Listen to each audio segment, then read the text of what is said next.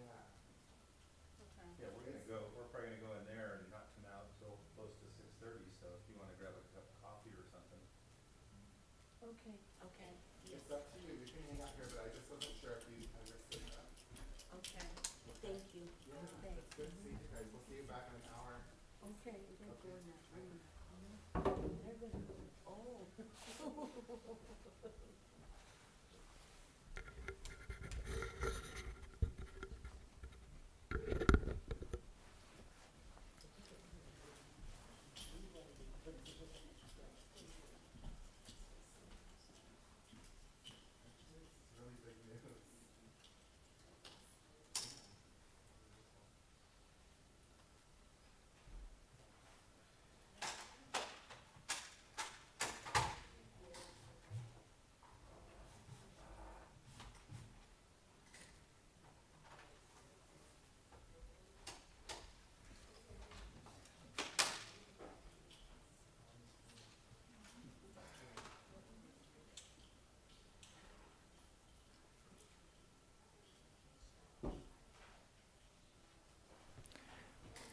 I'm gonna start things real quick.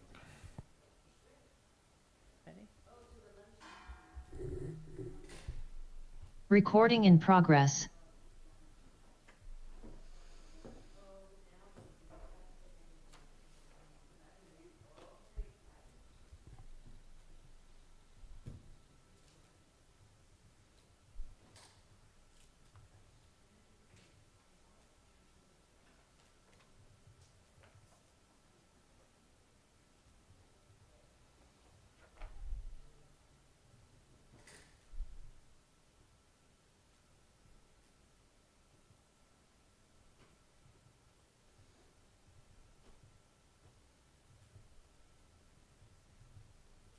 We good? Okay. This is a special meeting of the Hollister City Council on May 1st, 2023. Meeting is now called to order. It is 5:30 p.m. City Clerk, do we have public comment on the closed session items? Mayor Casey, we do not have any public comments for any of the closed session items. City Attorney, could you announce the closed session items? Yes. Item number 1, conference with labor negotiators pursuant to Government Code Section 54957.6. Agency designated representatives, Interim City Manager David Marioni and Administrative Services Director Casey Astorga.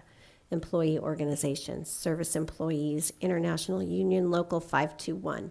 Hollister Firefighters Union Local 3395, Hollister Mid-Management Association, Hollister Peace Officer Association, and unrepresented employees in classifications designated as executive management and confidential. 2, conference with legal counsel, anticipated litigation per Government Code Section 54956.9. Significant exposure to litigation pursuant to paragraph 2 or 3 of subdivision D of Section 54956.9. 1 case. 3, conference with real property negotiators per Government Code Section 54956.8. Under negotiation price and terms, property 190 Maple Street, Hollister, California 95023. Agency negotiator, Interim City Manager Dave Marioni. Negotiating parties, Renee Coons. Is that it? All right, can we get a motion to adjourn to closed Move session? to adjourn. All those in favor? Yes. Yes. Motion carries.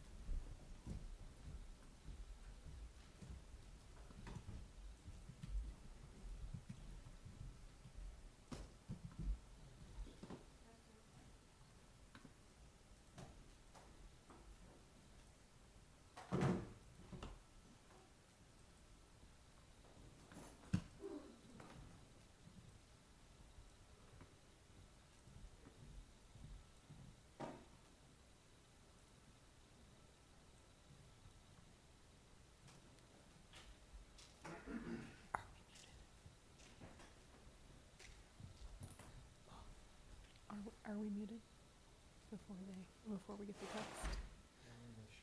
Okay.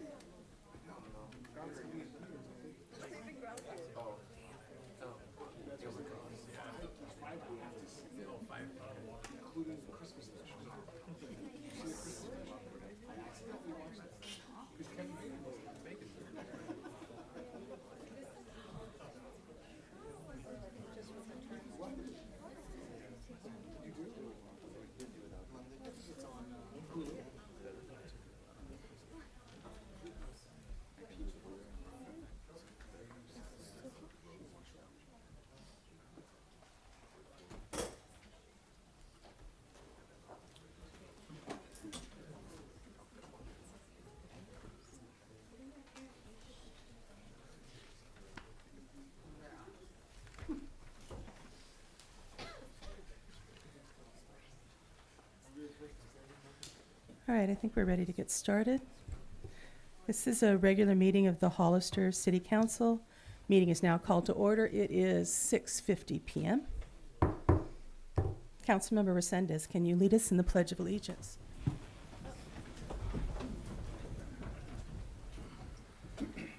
Ready, salute.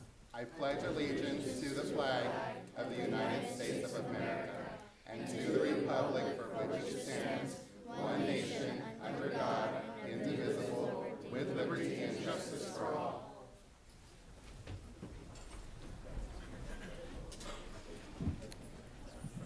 City Clerk, can you do roll call, please? Councilmember Resendez, Present. Councilmember Morales, Here. Councilmember Burns, Here. Mayor Casey, Here. Councilmember Perez is not present. I'd also like to report that the agenda for the City Council of the City of Hollister special and regular meetings of May 1st, 2023 was posted on the bulletin board at City Hall on April 27th, 2023 at 3:55 p.m. per Government Code Section 54954.2. Thank you. City Attorney, is there reportable action from closed session? Nothing to report, Mayor and Council. All right, well, let's do some proclamations. Is Sarah Nordwick here? Hey, Sarah, come on down.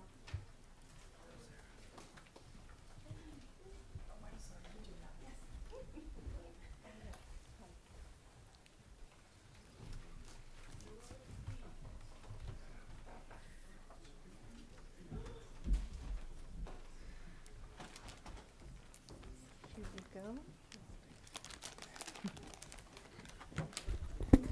So this is not a proclamation, but more of a certificate appreciation for Sarah Norwick for everything that you do for the city of Hollister. Hollister is such a much better place because of you, for everything that you do at the food bank, everything that you do for the flood victims, everything that you do for every single member of our community. I just eternally grateful for your heart and the kindness that you demonstrate to every single individual, and make the services humane where people can ask for help with dignity and love. So on behalf of the city of Hollister, I want to share my deep appreciation for all the work that you do. We really value and appreciate you. Thank you so much.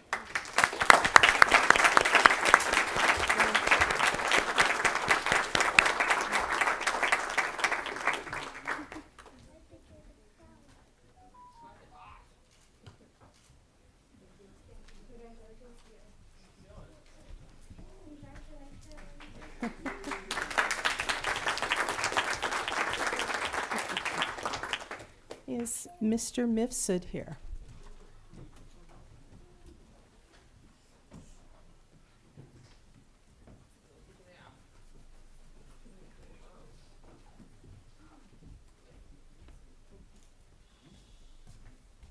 Hi there. Hello. So, we have a proclamation here honoring Bill's Bullpen, its 35th anniversary this year.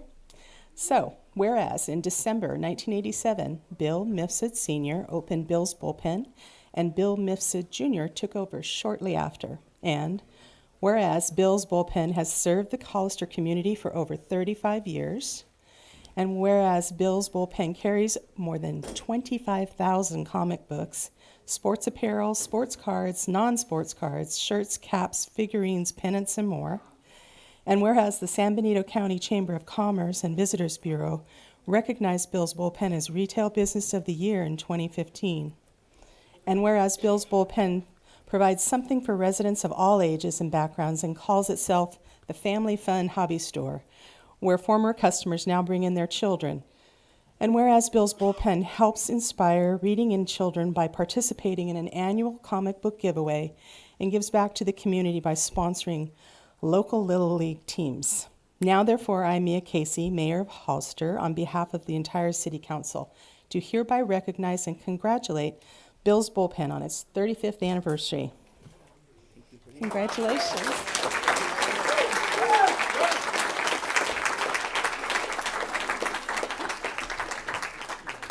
Thank you. Do you want to say a few I'll words? say a few words Okay. if you don't mind. Sure. It's kind of a great time to speak because guess what? That 3-minute light is not on right now. I speak at a lot of council meetings and it's always that 3-minute thing. But in the meantime, there's a lot of people that I must say thank you to. And the first was my father who started the business back in 1987. He bought a fledgling card store called Earthquake Cards and Comics, which was located where the current 400 project is going on. We were one of 8 businesses on that site before the earthquake.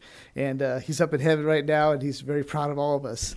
By the way, that our store was next to the best Chinese restaurant in all of Samuel County, for those people who remember the new China Cafe. All right. We got some new China Cafe fans up there. I'd like to thank my family, my siblings, Christina Mifsud, who's tirelessly put a lot of effort into my store. She lives in Italy. She's probably watching on YouTube now. My sister Catherine in Oakland, thank you very much. My brother Mike, who's here tonight, thank you for all you're done for the store as well. My mom is here tonight. Thank you very much, Mom, for all your tireless efforts and putting maybe babysitting Billy on some occasions when I had to work. So thank you very much to my siblings and my mom. My wife, now my son.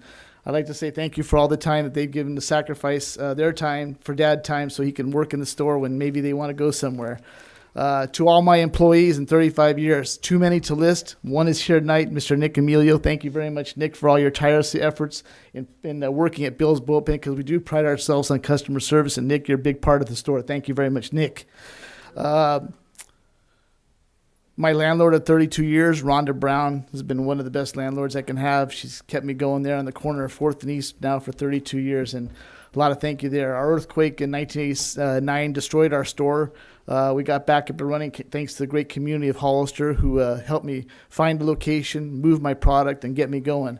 In 2015, we had the Chamber of Commerce recognize us the Retail Business of the Year. One of the highlights of the store in 35 years, but the highlight was the previous year's winner gives the plaque to the current winner, and that was Target Corporation. So I felt kind of honored as a small business owner that Target was handing us the Retail Business of the Year plaque. The most important thing I think in my tenure at the store of 35 years, a long time, is our sponsorship of a lot of youth activities in Hollister.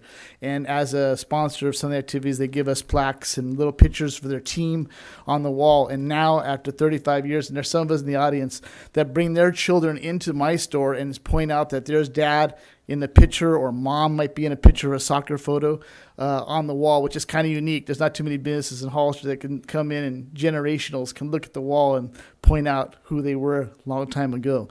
And then last but not least, as the mayor said, we like to promote reading. We know reading is fundamental. We have our big event, Free Comic Book Day, which is going to be this Saturday, May 6th. We hope that all of you can come out. We have superheroes on our red carpet you can take pictures with. And we have face painters, and everything's free that day. Please stop by on Saturday, May 6th, 10 a.m. to 8 p.m.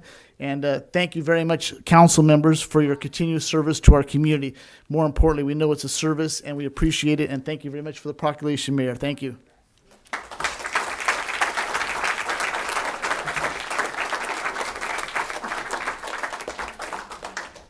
All right, so the next proclamation has to do with Poppy Month. Ladies want to come on down?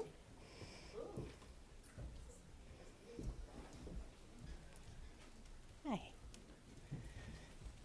So what are your names? Esther Lepore. Esther and Lisa Casris. Esther and Lisa, thank you.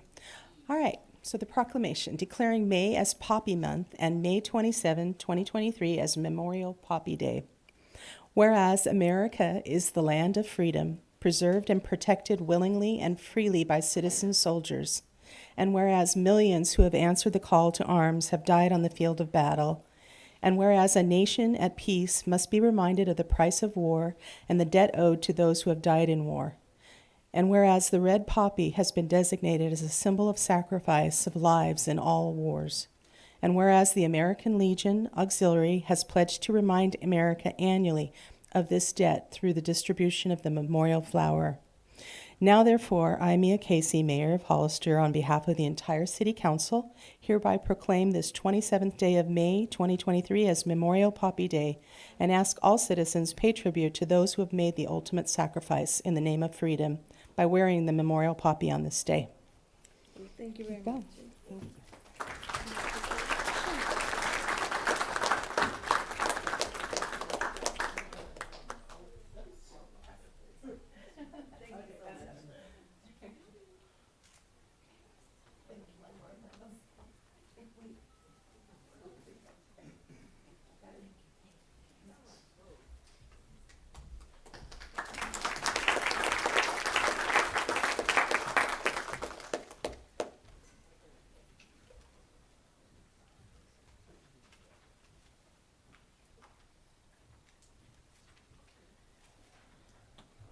City Clerk, do we have any public comment on these items? No, we have no public comments for those items. Okay.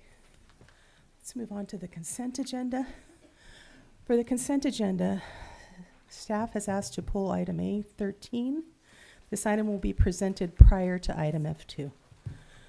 Would any members of the council or members of the public like to pull in an item from the consent agenda? Councilmember Burns. Thank you, Mayor. A6, please. Any others? Yes. A11, A12. Anything else? All right. So may I have a motion then to adopt the consent agenda with the exception of items A6, A11? I'm sorry, do we need, I do have one public comment for it. They didn't ask to pull it, but they did have a public comment for one of the items. do you want to do that now? Yes, Go ahead. let's go ahead. It's for item A4, and it's Diane Blakeway.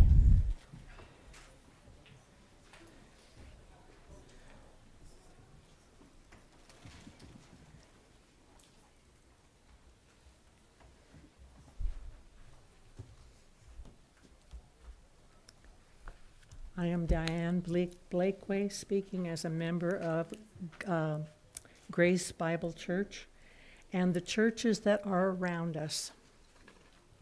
Last year, the fences were placed, blocking at least 6 churches.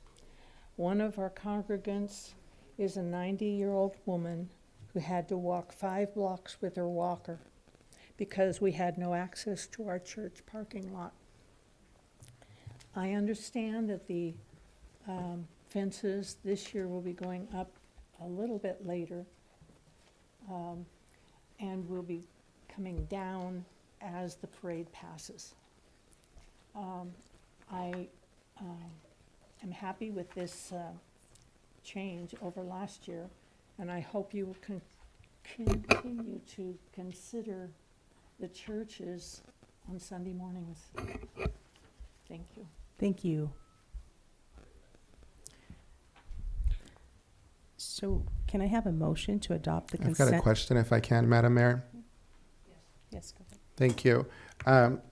In regards to the speaker's comments, are we addressing her needs to ensure that the elderly that are taking part in the celebration are able to have access to the church? One thing I'm planning to do with our church is I'm on the list. Ma'am?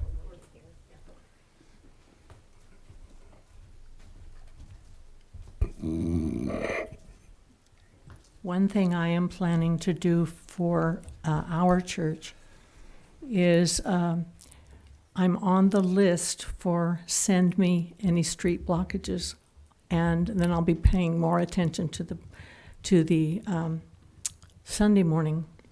But and then I'm going to post it in our church foyer 3 weeks ahead so that people are prepared to go a different way. But, I mean, we've got congregants coming from all around in Hollister. And so when you keep finding fences, it's not easy to get there. Thank you. Thank you. I'm wondering if we can have staff maybe present there if someone needs to get by in these certain types of circumstances. Is that an accommodation we can make for this request? I'll work with our Public Works Director to see what we can do. Wonderful. With that being said, I'll move to adopt. Thank you. All right, thank you. So all those in favor? Aye. We need a Oh, I'm second, sorry, we Madam need a Mayor. second. Second. All those in favor? Aye. Aye. Yes. Aye. Motion carries 4-0. All right, so we're going to go to item A6, ratify appointment to Parks and Recreation Commission.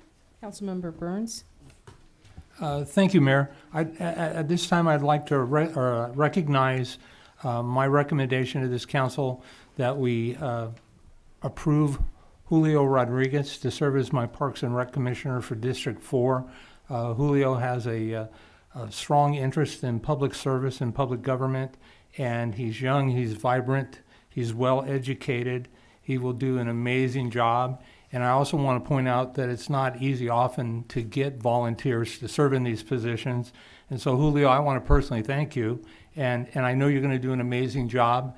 And the commissioners across the board They really play a very significant role in the operations of the local government, and they absolutely make council members' jobs easier when they do good work, and I know Julio will do exactly that. So with that, I don't know if it would be all right to ask Julio to come up to the podium Yeah, actually, and maybe say a couple words. that'd be great. I actually have a couple questions for him since he Perfect. pulled this, so.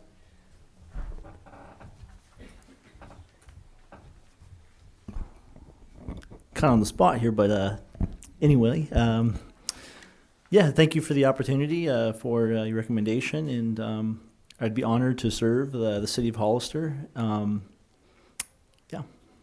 So Julio, I have a quick question for you. Yes. So I'm excited that you're willing to serve. We've been desperate for people, especially on Parks and Recreation, so thank you.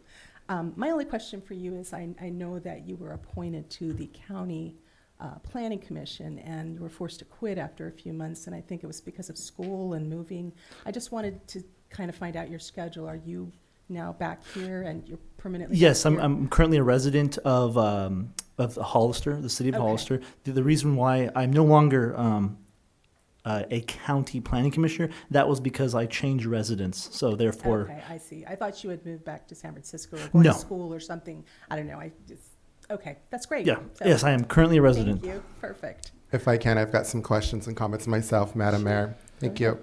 Julio, can you share with the audience what exactly are you getting your degree in at San Francisco State University? I'm currently studying an undergrad in urban studies and planning. Perfect. Wow. Thank you. Happy to have you on board. Thank you for your service. It's not an easy job. I do have a question for staff. Thank you, Julio. Mm-hmm. I'm just wondering, did we hear back or have we found anybody to represent District 2 Parks and Recs Commissioner? We currently have no other applicants for any of Okay. the open spots on Parks and Recreation. All right, just throwing it out there. I see a room full of people here. If you live in my district and you would like to come over here and you'd like to have a say in how we develop our parks in the future, please see our clerk either here tonight or come back and see them later. Get an application and fill it in. We desperately need people, and it's really helpful when you're sitting up here making those decisions. Thank you again for your service, Julio. I think we actually Congratulations. we have multiple positions for Parks and Rec, and so anywhere in the city, if you're in the city limits and want to serve, just see our clerk. Okay? Thank you. All right, Julio. thank you. Madam Clerk, is that true? Do we have multiple openings for the Yes. Parks and Recs Commission? Yes, we do. I believe we only have 2 seats that are currently now filled, and then we have 0 currently serving on our Historic Resources Commission, and we only have 1 current applicant for our Youth Committee. So what districts do we actually need for Parks and Recs Commission? I'll have to check that and let you know. Okay, sounds good. Please check with our clerk. Well, I can say we won't need one for 4. So can I get a motion to approve item A6? So moved. Second? Second. All those in favor? Yes. Yes. All right, motion carries. Now let's move on to item A11. I believe that was Councilmember Resendez. That was me. Thank you, Madam Mayor. Question for staff. Usually we had the 211 come back and report, I think like on an annual basis. I can't remember, or no, probably United Way. Is that part of the MOU? Or do they have to come back and let us know how that's going? Because I don't remember seeing them recently. It could have changed because of COVID. So the way that the funds were allocated was just through a resolution. And so if that was, I'm unaware of it. We did ask them for the report and included it with the agenda item today. If it's something that the council would like to see, we could certainly reach out to them and have them do a presentation. Yeah, I'm a little curious. I want to see if we can get them back to come do a presentation, see if their services are being utilized, see how their relationship is with other partners. But I definitely support it. I just like to hear back from them. I know that we've had presentations from them in the past. So Thank you. All right. Any other comments or questions, or we're good? All right, so can we get a motion to approve item A11? move to adopt. Is there a second? Second. All those in favor? Yes. Yes. All right, motion carries 4-0. Moving on to item A12. I believe that was also Councilmember Resendez. Thank you, Madam Mayor. I'd like to have a staff present this item if we can. So just for those of you that are in the audience, this is an item about a roundabout on the west side of Hollister and some improvements there. So I'd really just like to get a report on this and where we're at, if we may. Thank you. Good evening, Mayor, City Council. The city received one bid from Granite Rock Company in the amount of $4.8 million, and the engineer's estimate was at $3.2 million. So the bid exceeded our engineer's estimate by a significant amount. What we plan to do is go back and work on some cost-saving measures for to implement the project, and we hope to bid that project this winter, so it can be constructed next year during the spring-summer construction season of 2024. Very good, thank you. And how likely are we to see the bid go down? I remember that last time we had this, we put it out to bid, it came over significantly, and then that happened once again. So how likely are we to see the bid go down during that time? Are you assuming that the costs are going to go down, or just based off the reduction that the staff's going to do? So the project, the beautification project, was comprised of a improvements project plus a landscaping project. The bid did not include the landscaping project. So we are going to combine those two separate projects into a single project. So the bid may actually go up. So we plan on doing some cost-saving measures for the improvements portion of the project. We're going to take a brand new look at the construction contract documents and identify cost-saving measures from the improvements projects. Thank you. Is there any way that we can get like a report, something on the calendar? What I'm afraid of is that we're not going to have a date for certain, and we're not going to have an update on the status of the project. Can we prioritize bringing that back maybe within 3 months for a date certain? Yes, sir. I would look forward to it. All right, thank you. Thank you for all your work. Appreciate it. So then, can I get a motion to approve item A12?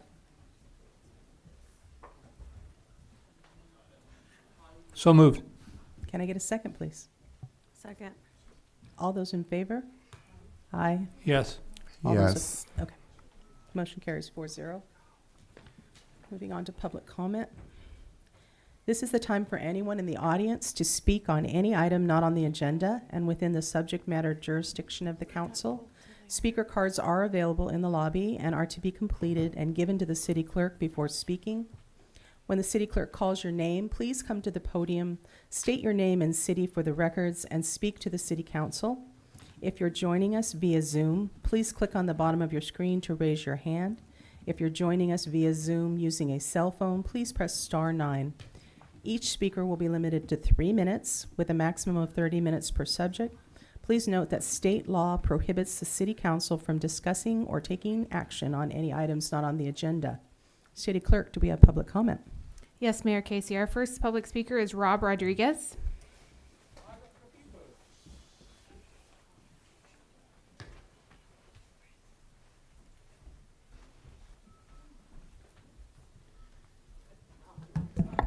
Good evening, Council.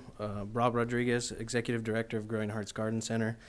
I've come today to request a reduced or waived fee for the pre-application meeting with the City Planning Department regarding development of a garden center in downtown.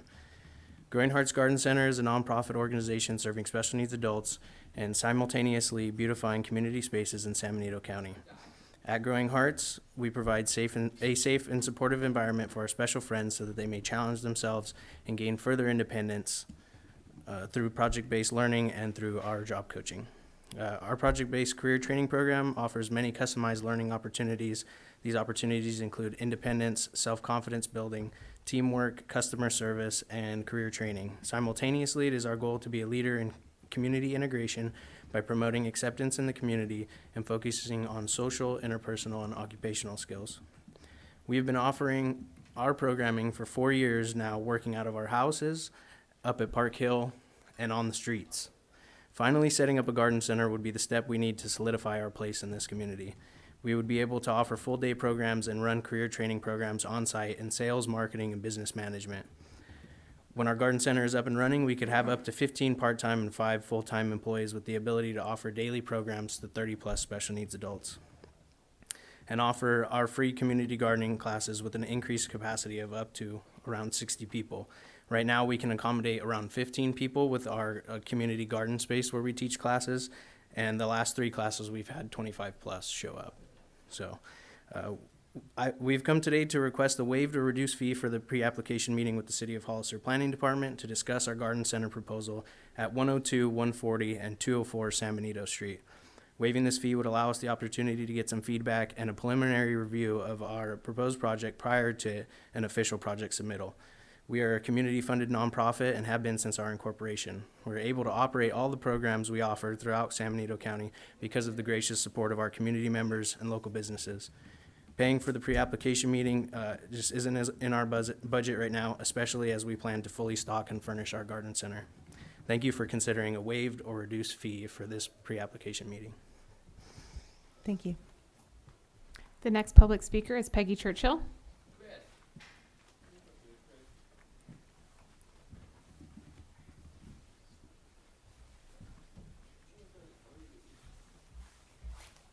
Hi, I'm Peggy Churchill and the founder of Growing Hearts Garden Center.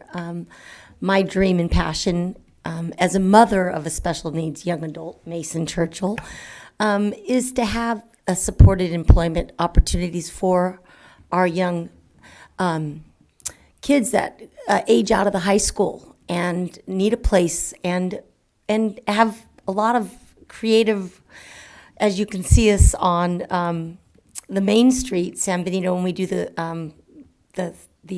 garden sales that we're doing right now, the succulent sales. It's just such a great need for our community to offer these individuals jobs. And it's also a great thing for our community to have a garden center downtown that will supply the community as well. But there's so many individuals, and there will be more and more since our community is growing with all the houses of all the individuals that will age out of the high school, that will be looking for jobs and that are fully capable of doing jobs. And I think it has a lot to do with our community to help us as we help our community offer this to our individuals and special friends of Hollister. So we're hoping that you can waive this fee, as we are a nonprofit, and we really want to get this up off the ground and hopefully this coming year. Thank you for listening. Thank you. The next public speaker is Kaylee Markle.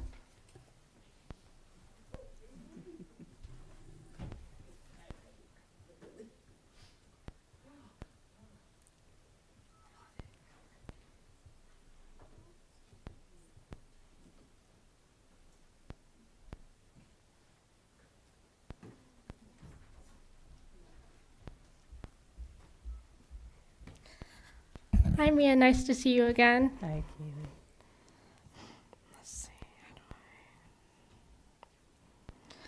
Growing Hearts Garden Center Inc. to me as a volunteer marketing partner and sales associate, I've learned how to take care of our female chickens, collecting their eggs Mondays and Tuesdays. Me and Rob come up with unique marketing ideas for our merchandise line for our business. I also send emails to our customers in our office. I've learned professional job skills, friendship making, social skills, handling money. It isn't easy for me, but I'm handling it like an adult. But this program would be such a great opportunity for kids like me. So I'm hoping that you guys could agree on this topic today. Thank you. Thank you. The next public speaker is Karen Lawson.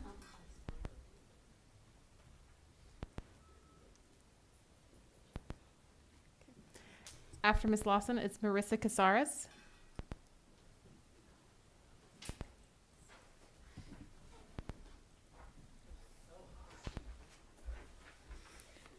Hello.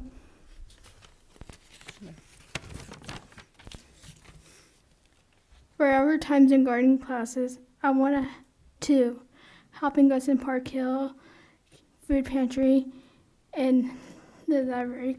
We want to thank you for all the hard work that you have done. We appreciate everything that you do, and we know that you do all for us from your friends, Chris, Adam, Marissa, Peggy, and Erica, and Joseph F., who We never be able to thank you enough, but hopefully this is a good start.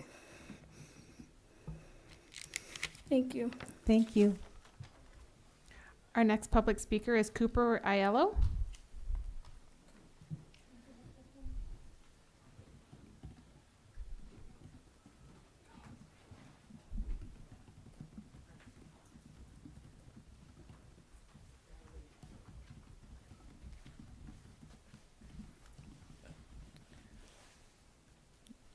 Okay. Don't worry about that stuff, Chris. Right. We'll talk about Growing Hearts. I want to say thank you to Growing Hearts, and I was helping the donations, and we got that's really the flowers from Growing Hearts. Also, I just want to say thank you for helping you join to Hollister, to be a Pleasant, and just want to say I ask thanks to Rob, and they just want to say to join me we love him so we love him to all to join us to we're so happy to hear everybody, or Mason, or everybody, and so and we love it and we're still we just thank you thanks for joining us, for helping for Adam, for and we're here to wonderful to we're here to great man, the great man. You could take plants and we're proud to everybody. So thank you. Thank you. Our next speaker is Chris Evans.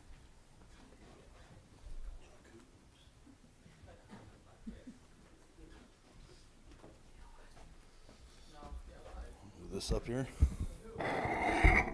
How's everyone tonight? Thank you so much for hearing us out tonight.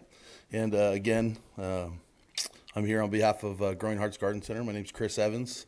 I'm a co-founder with Peggy Churchill, and I work with her son Mason now for the last 6-7 years.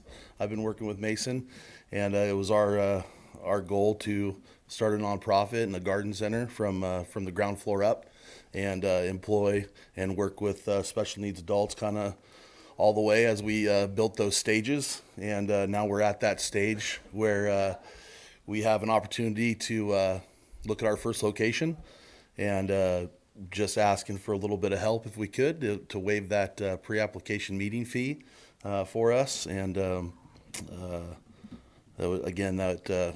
there's not much more I can say, man. I put a lot of good people in place. Rob knocked it out of the park, everything he had to say. He's been doing a great job. And as you can see, what we do is what we're doing now. We bring people into the fold and try to be inclusive in our community, and give people opportunity to participate and do all they can to make their lives the best here in Hollister. So again, thank you for that consideration, and thanks for your time. Thank you. Our next speaker is Christopher Avila.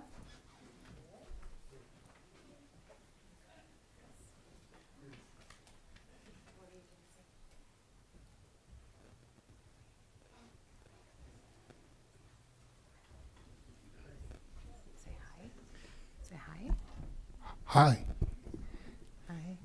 Okay, say thank you. I thank you For Regan, the opportunity Secretary, to hear them right here, and help Growing Hearts. do the job. Thank you. Thank you. As a mother, I'm going to say thank you to give us the opportunity We really need a lot of support from you guys and the community so we can include our kids and the community. And Hollister, we really don't have anything for them. So Peggy, she's given us the opportunity to include all our kids. Thank you again. Thank you. Nursery. Our Growing Hearts crew will make a beautiful nursery for the public. When people get into town, we are hoping that our customers get our plants and support our mission. A permanent location is the one thing that we need to get. We have been a nonprofit for 4 years in the community. We work with people we have special needs adults. Also, we do supportive appointment and project-based career training. We are trying very hard to get a permanent location in Hollister. Thank you for listening to me to talk tonight. I hope everyone has a great evening. If you have any questions about this, feel free to message us on Facebook at Growing Hearts Garden Center. Thank you.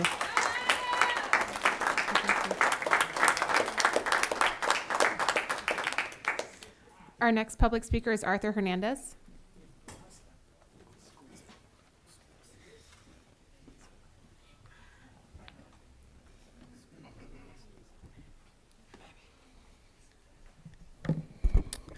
Good evening, City Council members, Mayor. In back of me, you can see some of my City of Hollister first responder co-workers / city workers. Why first responders? Because when the pandemic hit back in 2020, we were all sworn in as such. We were here when the city needed us. We kept the city going, with our everyday jobs. Through the pandemic, we did our regular duties and much more. We sanitized this building. We sanitized all the parks, helped out at food banks, and helped out Jóvenes Antaño with delivering the food to the elderly. We were in the midst of contract negotiations back then through the pandemic. We understood there was a lot of uncertainty because of the pandemic, and we bargained in good faith, small percentage, hoping the next negotiations, the city would do the same for us. As the city grows, believe it or not, we are losing more people. We are understaffed while still keeping the city afloat. At this time, I would like to again draw your attention to the professional people that work hard every day to keep Hollister going. People that just don't get their due rewards. I ask the City Council, Mayor Casey, to keep in mind all the families behind the hard workers here in the city. When we were here when the city needed us, and today we ask the city to please be there for their workers. Thank you. Thank you.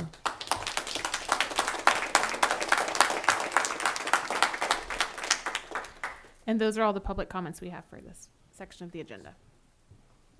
All right. Let's move on to city manager report. Nothing to report, Madam Mayor.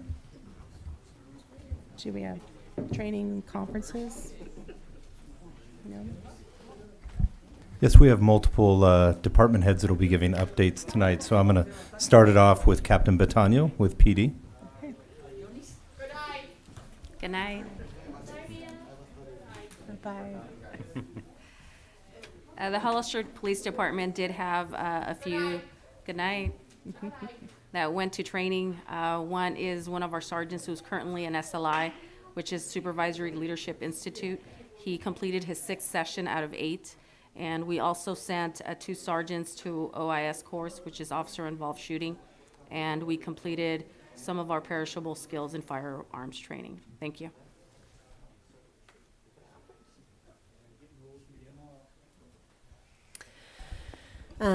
Good evening, Mayor and Council. On April 24th, the City Attorney's Office conducted Brown Act and Conflict of Interest training for the Parks and Rec Commission, the Arts Commission, Planning Commission, and Airport Commission. It was recorded also so that Jennifer can share it with other commissioners that weren't able to attend. Good evening, Mayor, council members. Fire department attended over 27 trainings over the past 6 months.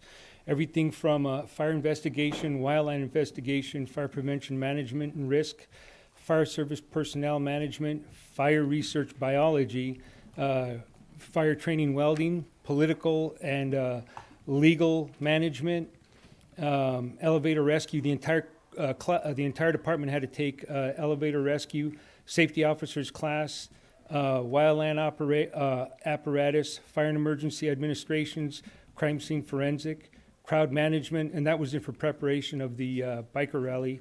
Investigation in history, instructor 1, fire marshal boot camp, which included a plan check overview, fire code update 2022, home ignition defensible space training, and that's hardening your structure in a wildland urban interface.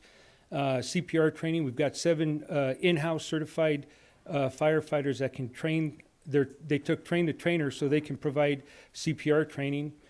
Community emergency response team, a total of 3 staff took that. Fire inspector courses, 2A, 2D, which are the advanced courses.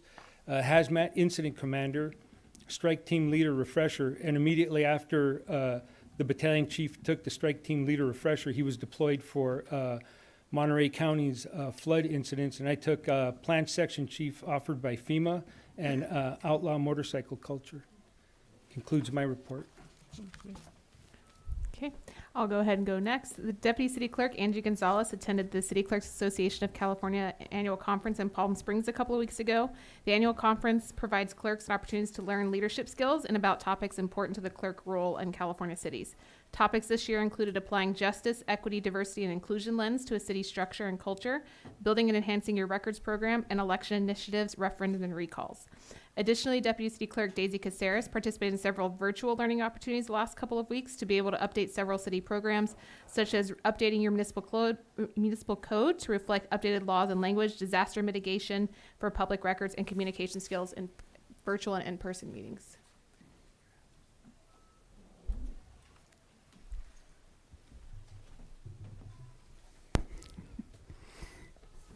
Hi, good evening.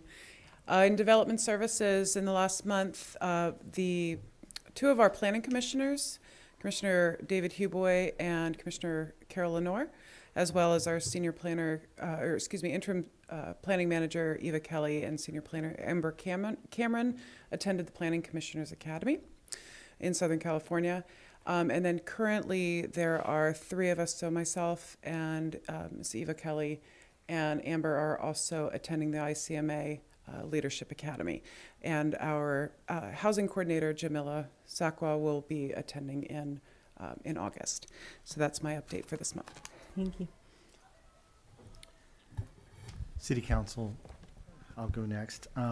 IT staff attended a 2-day Insider Threat conference in Monterey in April, last part of March. And I attended a 40net conference and 4-day training on network security and zero trust network access in Orlando. That's it. Thank you. Good evening, William Vi, Community Services Director. I had 6 staff members a couple weeks ago completed pipeline assessment training, lateral assessment training, and manhole assessment training. Michael Grzan, Leonard Martinez, Mario Salinas, Trina Burbank, Summer Garcia, and Andrew Echeverria. This was a 24-hour training. It was 3 days, 8 hours each day. There were tests involved in each one of those certifications. And this coincides with our new software that we have for our sewer inspection camera. So they learn the standard terminology and assessment grades so that we can inspect all of our sewer laterals, our sewer pipelines, and our manholes, and stormwater. It's the same assessments. Also, Derek Spites and myself completed an 8-hour course for buildings, grounds, and facilities management certificate through the APWA about the same time that they were doing the pipeline assessments. Thank you. Thank you. Good evening, Mayor, City Council members. We had 3 engineers attend a course and are now certified inspectors of sediment and erosion control, which is a prerequisite to get their qualified stormwater professionals certification.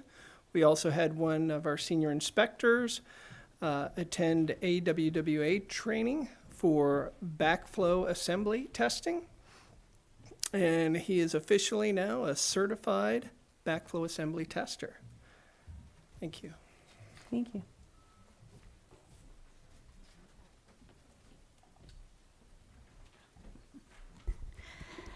Good evening, Madam Casey, City Council, Tina Garza.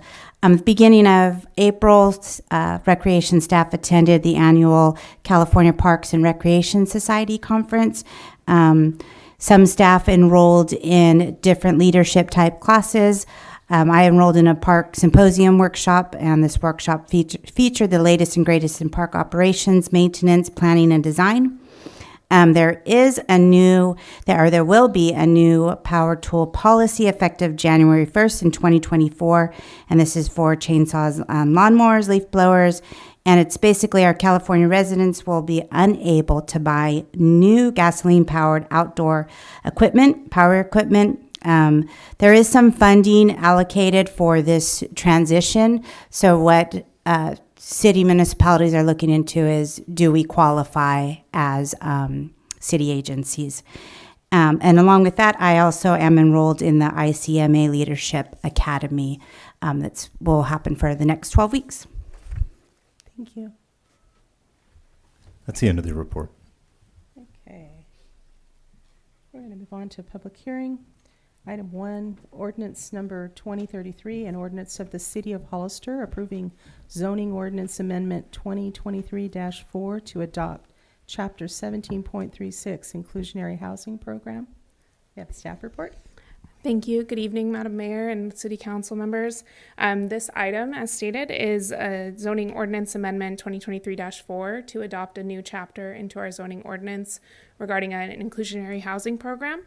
For a slight background, this project was kind of initiated through the general plan update process, and then the council directed staff at the November 2022 meeting to utilize some of our SB2 funding to implement an ordinance with a 20% inclusionary requirement. And as part of that, we prepared a feasibility analysis because that's required for any ordinance above 15%. And we worked with PlaceWorks on preparation of this ordinance. So I do have Greg Goodfellow as well as David Early online from PlaceWorks to present on the study and the results of the ordinance. So I'll go ahead and turn it over to Greg.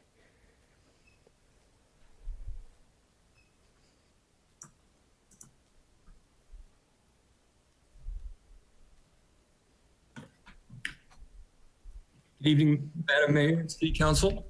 Thank you for having us. I'm Greg Goodfellow from PlaceWorks, and I'm going to give a short presentation about the inclusionary housing ordinance, as well as the feasibility analysis, and then open it up to discussion. Staff, do I have control of the presentation? We can take care of that for you. Okay. Next slide, please. Next slide. Like I said, I'll give you a quick background on the process and the ordinance itself. I'll introduce the feasibility analysis and the results of that analysis, and then the components of the city's ordinance that came out of that, and open it up to discussion. Next slide.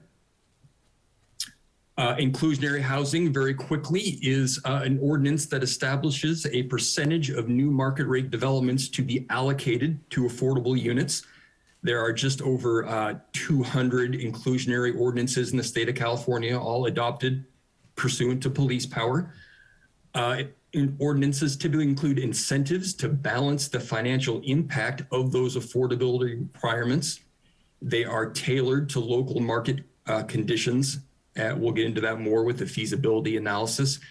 And inclusionary housing ordinances should not constrain housing production.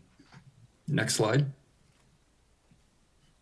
As was just mentioned, in January of 2022, we were given direction by the council to create this ordinance. The council at that time wanted the ordinance to apply to both single family and multifamily development projects. They did not provide direction on project size, so we created that based on our study and trends in inclusionary housing. The ordinance would apply to both for sale and rental development projects. It will be a citywide ordinance applying to development across the city as opposed to certain development priority areas or otherwise. And the inclusionary requirement, as was just mentioned, will be 20% affordable units across projects of different tenure and type. And the council made it clear that they did not wish to include alternative compliances and compliance techniques to the ordinance. And all of this became draft general plan action L3.1, adopt an inclusionary housing ordinance that requires new residential developments to include 20% of the units as affordable housing. And the spread of that, the household affordability spread would be 7% to very low income units, 7% to low income units, and 6% to moderate income units. Next slide. As was mentioned, we completed a financial feasibility analysis, which in short compares financial performance of a market rate project to the same project that fulfills those inclusionary requirements, in this case, 20%. And the intent of the analysis is to provide evidence that the inclusionary housing program does not deprive developers of fair and reasonable returns on their investment and balances the private interests with the public benefit of affordable housing. Next slide.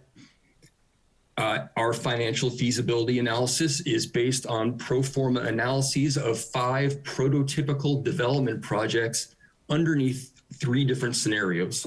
First, we looked at these 5 prototypical development projects as just under a market rate scenario. These are fully market rate development projects. What is the rates of return for developers like?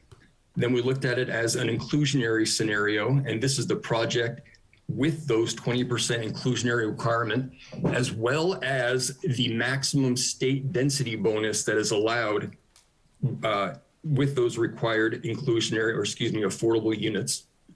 And then finally, we looked at a local bonus scenario, which is the inclusionary scenario and additional local density bonus that is required to achieve financial feasibility. Next slide.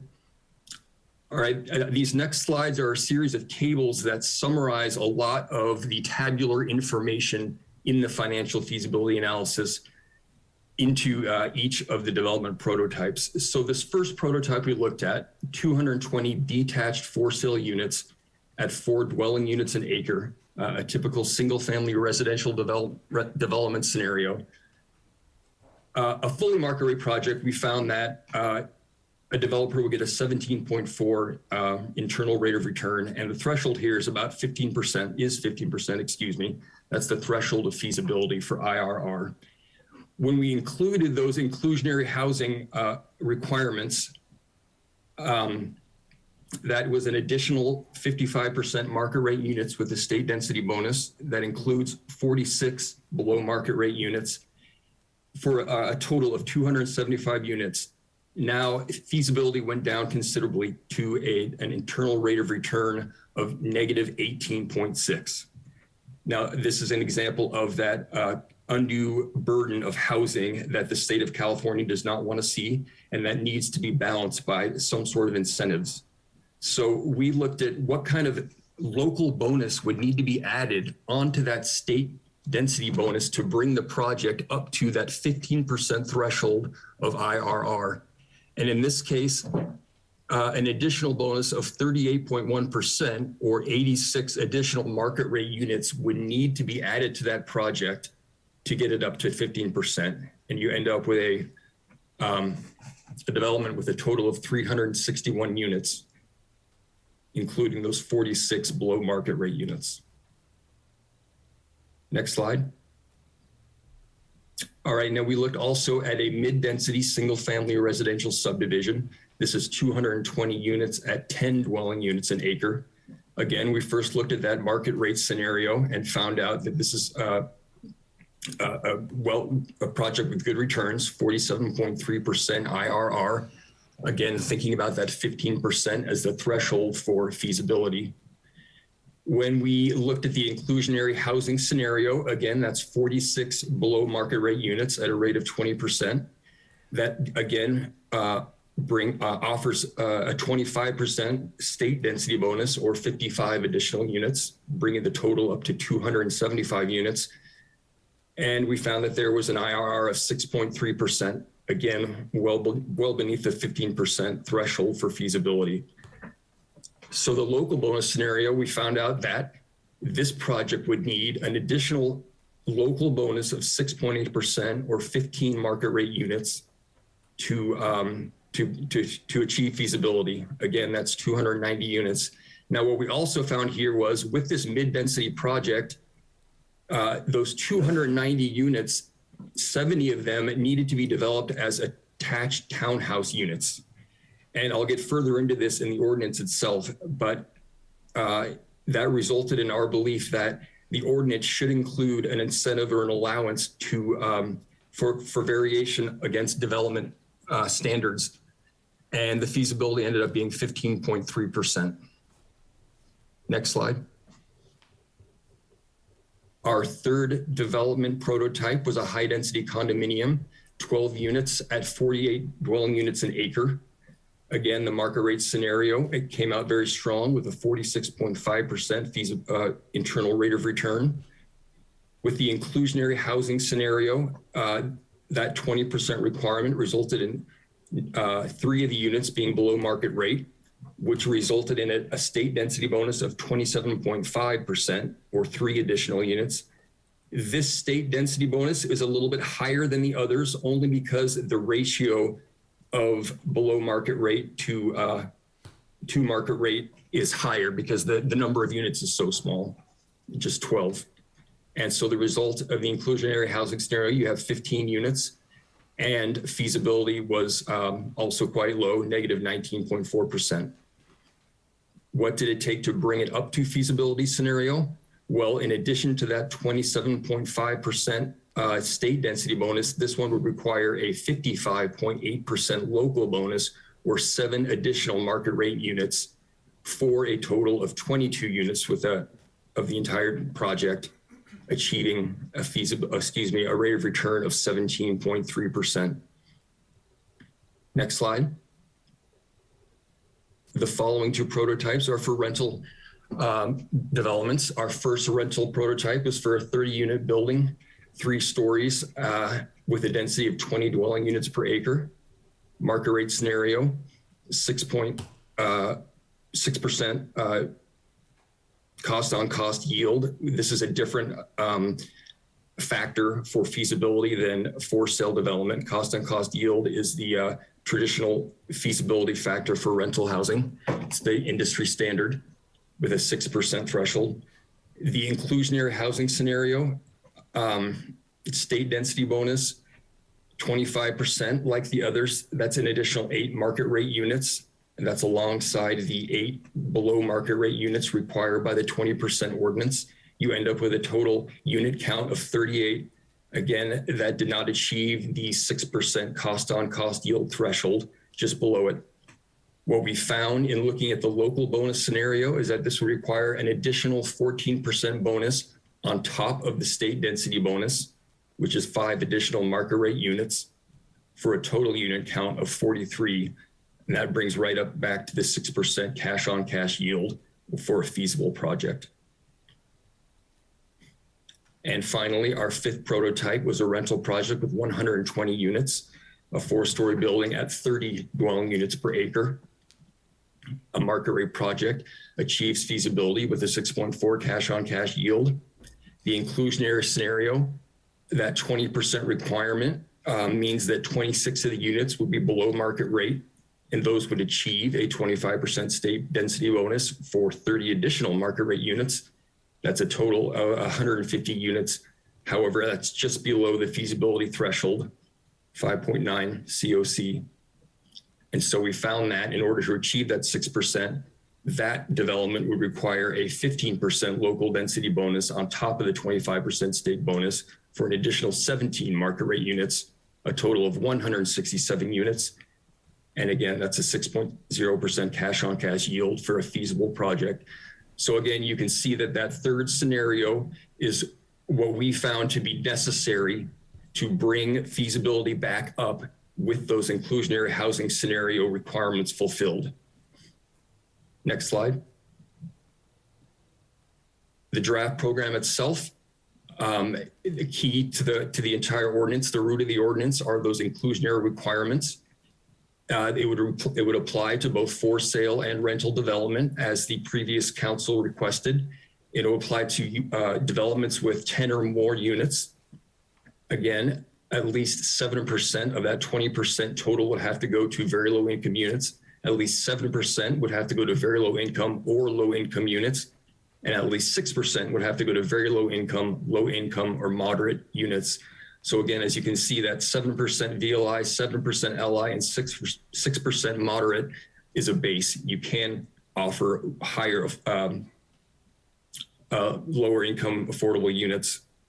You just can't offer less for each of the household affordability levels. When fractional units come up for sale developments, if you end up with a requirement of equal to or greater than 0.5, round up to the next nearest whole number. If you end up with a fractional requirement that is less than 0.5, you can either round up or pay a fractional fee for that additional unit. And for rental developments, if you get a fractional of equal to or greater than 0.5, again, round up, less than 0.5, you can round up or pay a fractional fee. Or for rental development only, you can pay a full in lieu fee for the entire inclusionary affordability requirement. Next slide. Density bonus is written into the ordinance, and we state that inclusionary units may be used to qualify for state density bonus program. Of course, the entire feasibility conclusions that I just read to you are based on that law. And a local density bonus allowance for for sale units is 56%. That's based on those results I just read to you. And for rental development, there's a local density bonus of 15%. I should also state here that the ordinance includes a cap of 66% for density bonus combined. So no project is allowed greater than 66% density bonus with state and local combined. Next slide. In lieu fees are included for rental development, as I mentioned. They're a cost-based fee, and they're used to fund affordable units at the same rate as required under the inclusionary requirement. They would be set by council resolution, adjusted annually, and included in the city's master fee schedule. So the fees themselves are not included in the ordinance.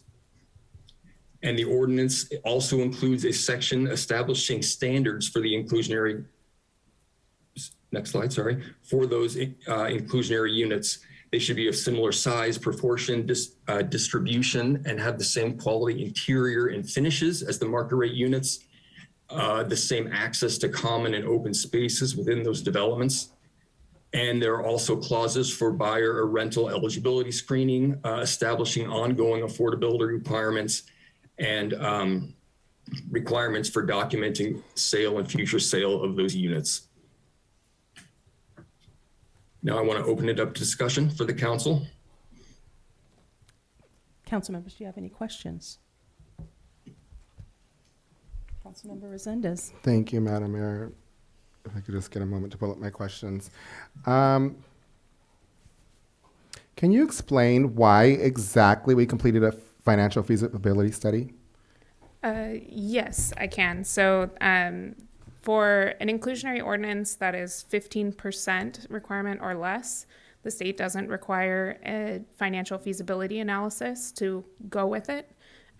They assume that it's it's fine and it doesn't affect development. However, once you get above that 15% threshold in your ordinance, the state does require a feasibility analysis, and the state can choose to review the feasibility analysis. We don't have to send it to them, but if they request it, they can review it to see if it is a burden to housing development.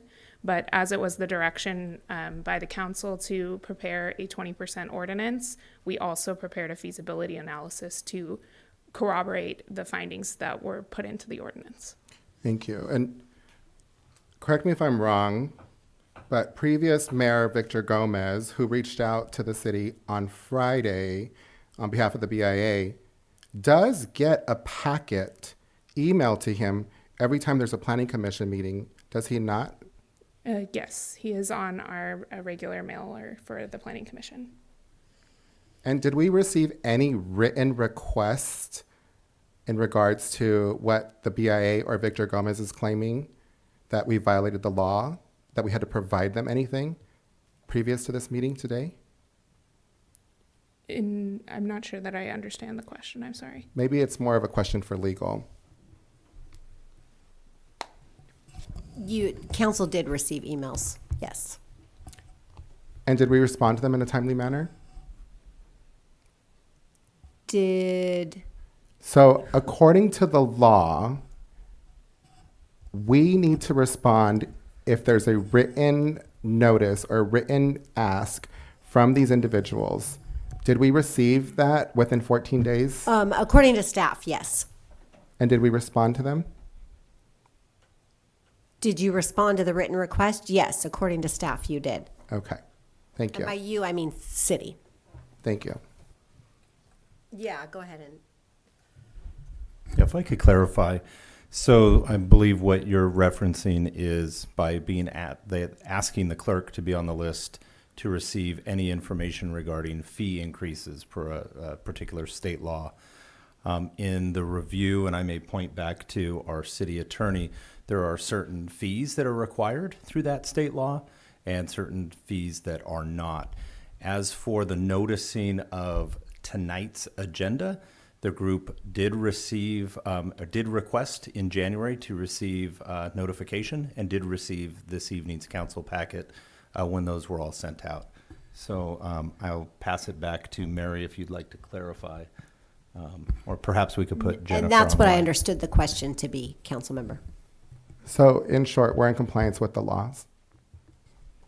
Yes, you Thank are. you. Councilmember Burns, do you have any questions? No, not at this time, Mayor. Thank you.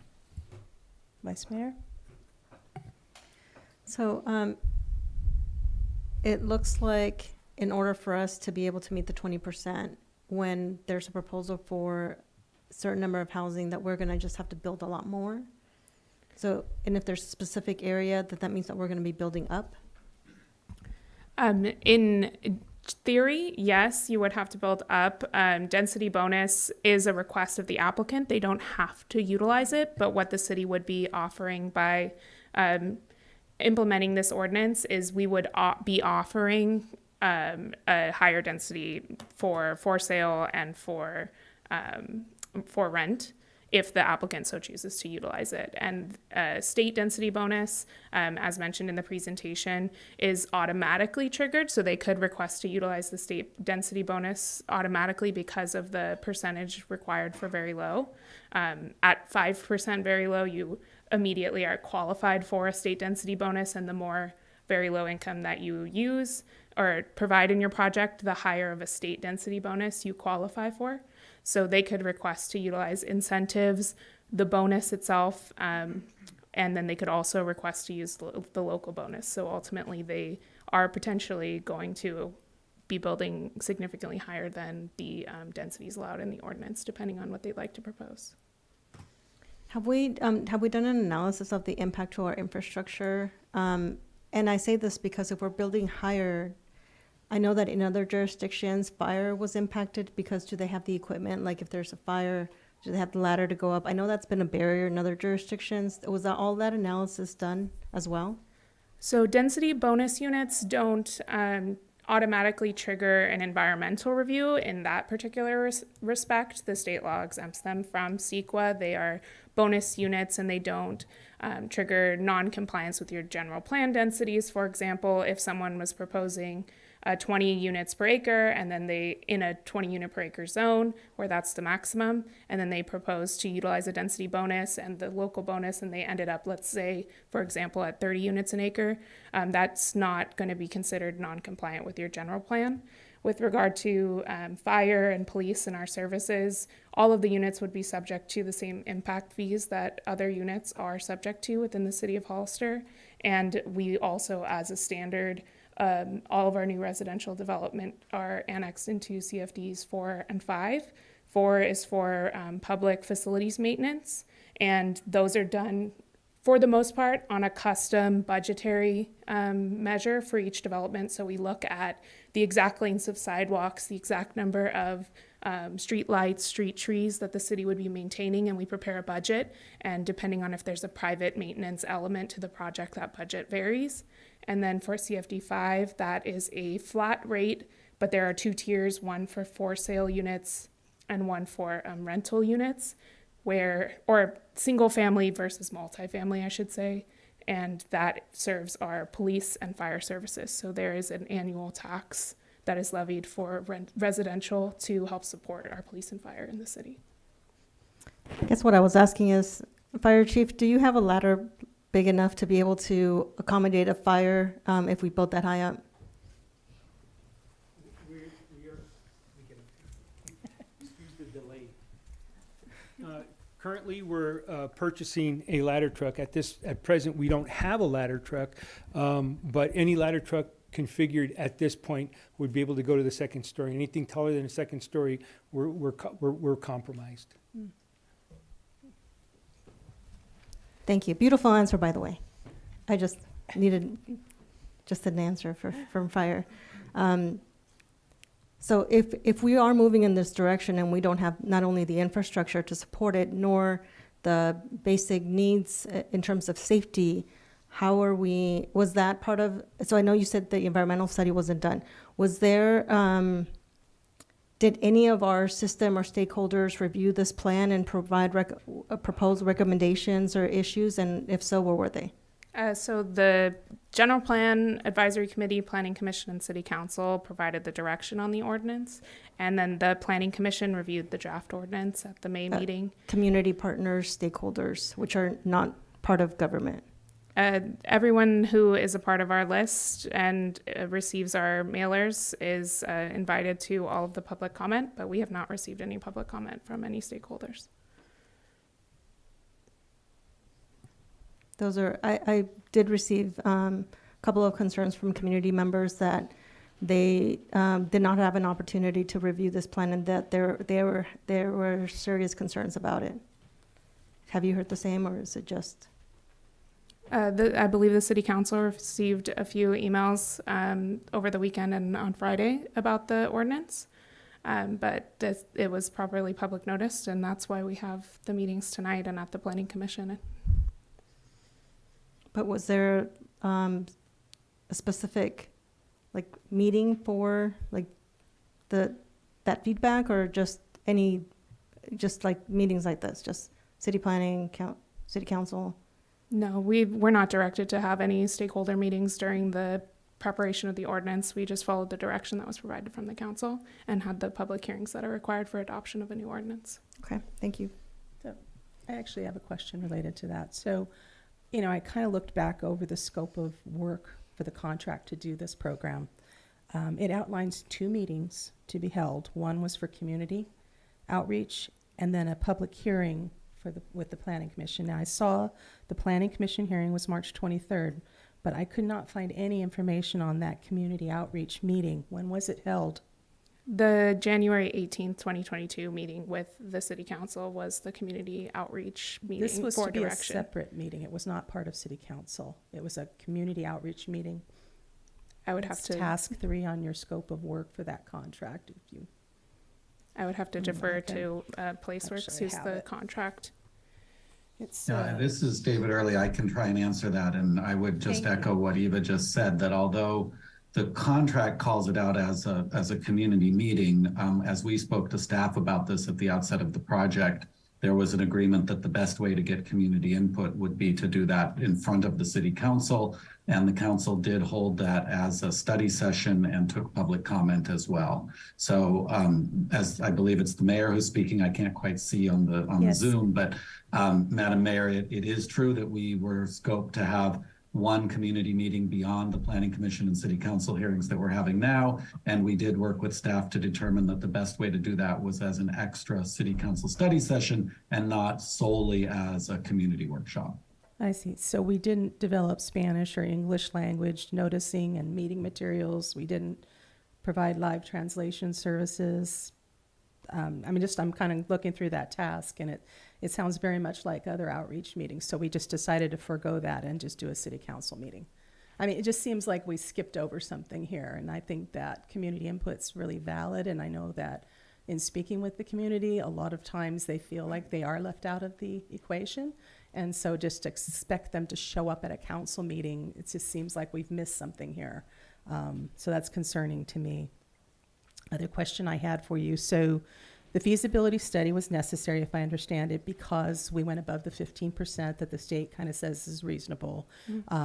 So we have to kind of justify that it's not going to hamper affordable housing. Is that correct? Do I have that right? Yes, Okay. that's correct. The conclusion of the study said that 20% was not feasible and that the only way we could get there is to adopt this massive density bonus. That's the only way we could reach it, right? Because it really wasn't feasible in any of those scenarios that we just saw. Is that correct? That's correct, yes. Okay. The last question I have is just kind of a aside, but you had 5 different prototypes, and one of them was for medium density zoning. And what kind of struck me was that you were talking about single family detached homes, and that isn't really in our draft general plan. It's like it says you're not doing single family draft homes. So it felt like it was out of compliance, like out of conformity with the general plan that we've just done or are working on. Yes, so the performance that we came up with were an attempt to both base on previous market or previous developments that have happened so that it could be as So you're looking accurate as backwards. possible. So the 4 units per acre is a pretty typical development we've seen in the recent past years, as well as the 10 unit per acre small lot single family detached homes in our medium density. So those are 2 single family for sale products that we've seen in this city. So that was to help us determine how much those are valued at. And then the condos and rentals were more of a guess at what those could be because we haven't seen really any of those developments in the city. So we didn't have past examples to go off of. All right, thank you. All right, so do we want to take? I've got more questions, Madam Mayor. Thank you. Okay. Can you read what the purpose of having inclusionary housing ordinance is?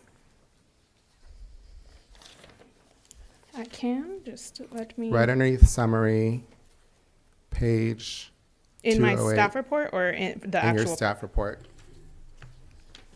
Just that first, actually, page 209, underneath inclusionary ordinance, just that quick paragraph. I don't have the page numbers, I Okay, apologize. I can read it for you. Okay. The purpose of the inclusionary housing ordinance is to enhance the public welfare by facilitating the development of housing affordable to households of very low and moderate income, and to ensure the utilization of developable land in the city of Hollister is compatible with state, local, and housing policies. Requiring inclusionary below market rate units within the residential development project is consistent with the city's current housing element goals of developing affordable housing opportunities, creating diverse housing opportunities for existing and future residents, and maintaining economic diversity and geographical dispersed affordable housing. Did this go in front of the Planning Commission? This did go before the Planning Commission for review and recommendation to the council. And what was their vote? Do you remember? Their vote was a unanimous recommendation Unanimous for adoption vote. by the council.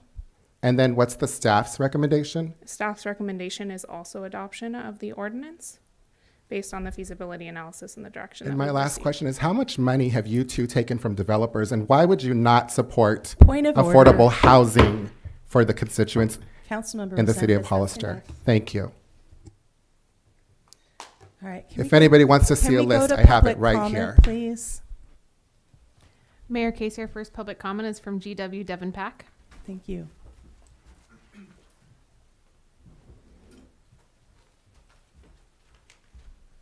Good evening, Council.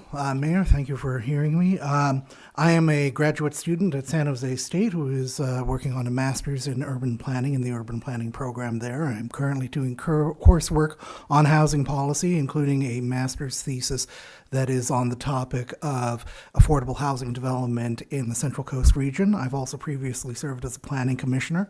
There are a number of topics I want to discuss in regards to this because, of course, it's a very complicated issue with a lot of factors. I'll begin by reminding the council of the builder's remedy. The builder's remedy is a legal remedy that developers have under the Affordable Housing Act, which allows them to sue on the theory that a housing element is an unjust barrier to the state's regional housing needs allocation. There was a successful action in Santa Monica. There are currently pending actions in Milpitas and Orinda.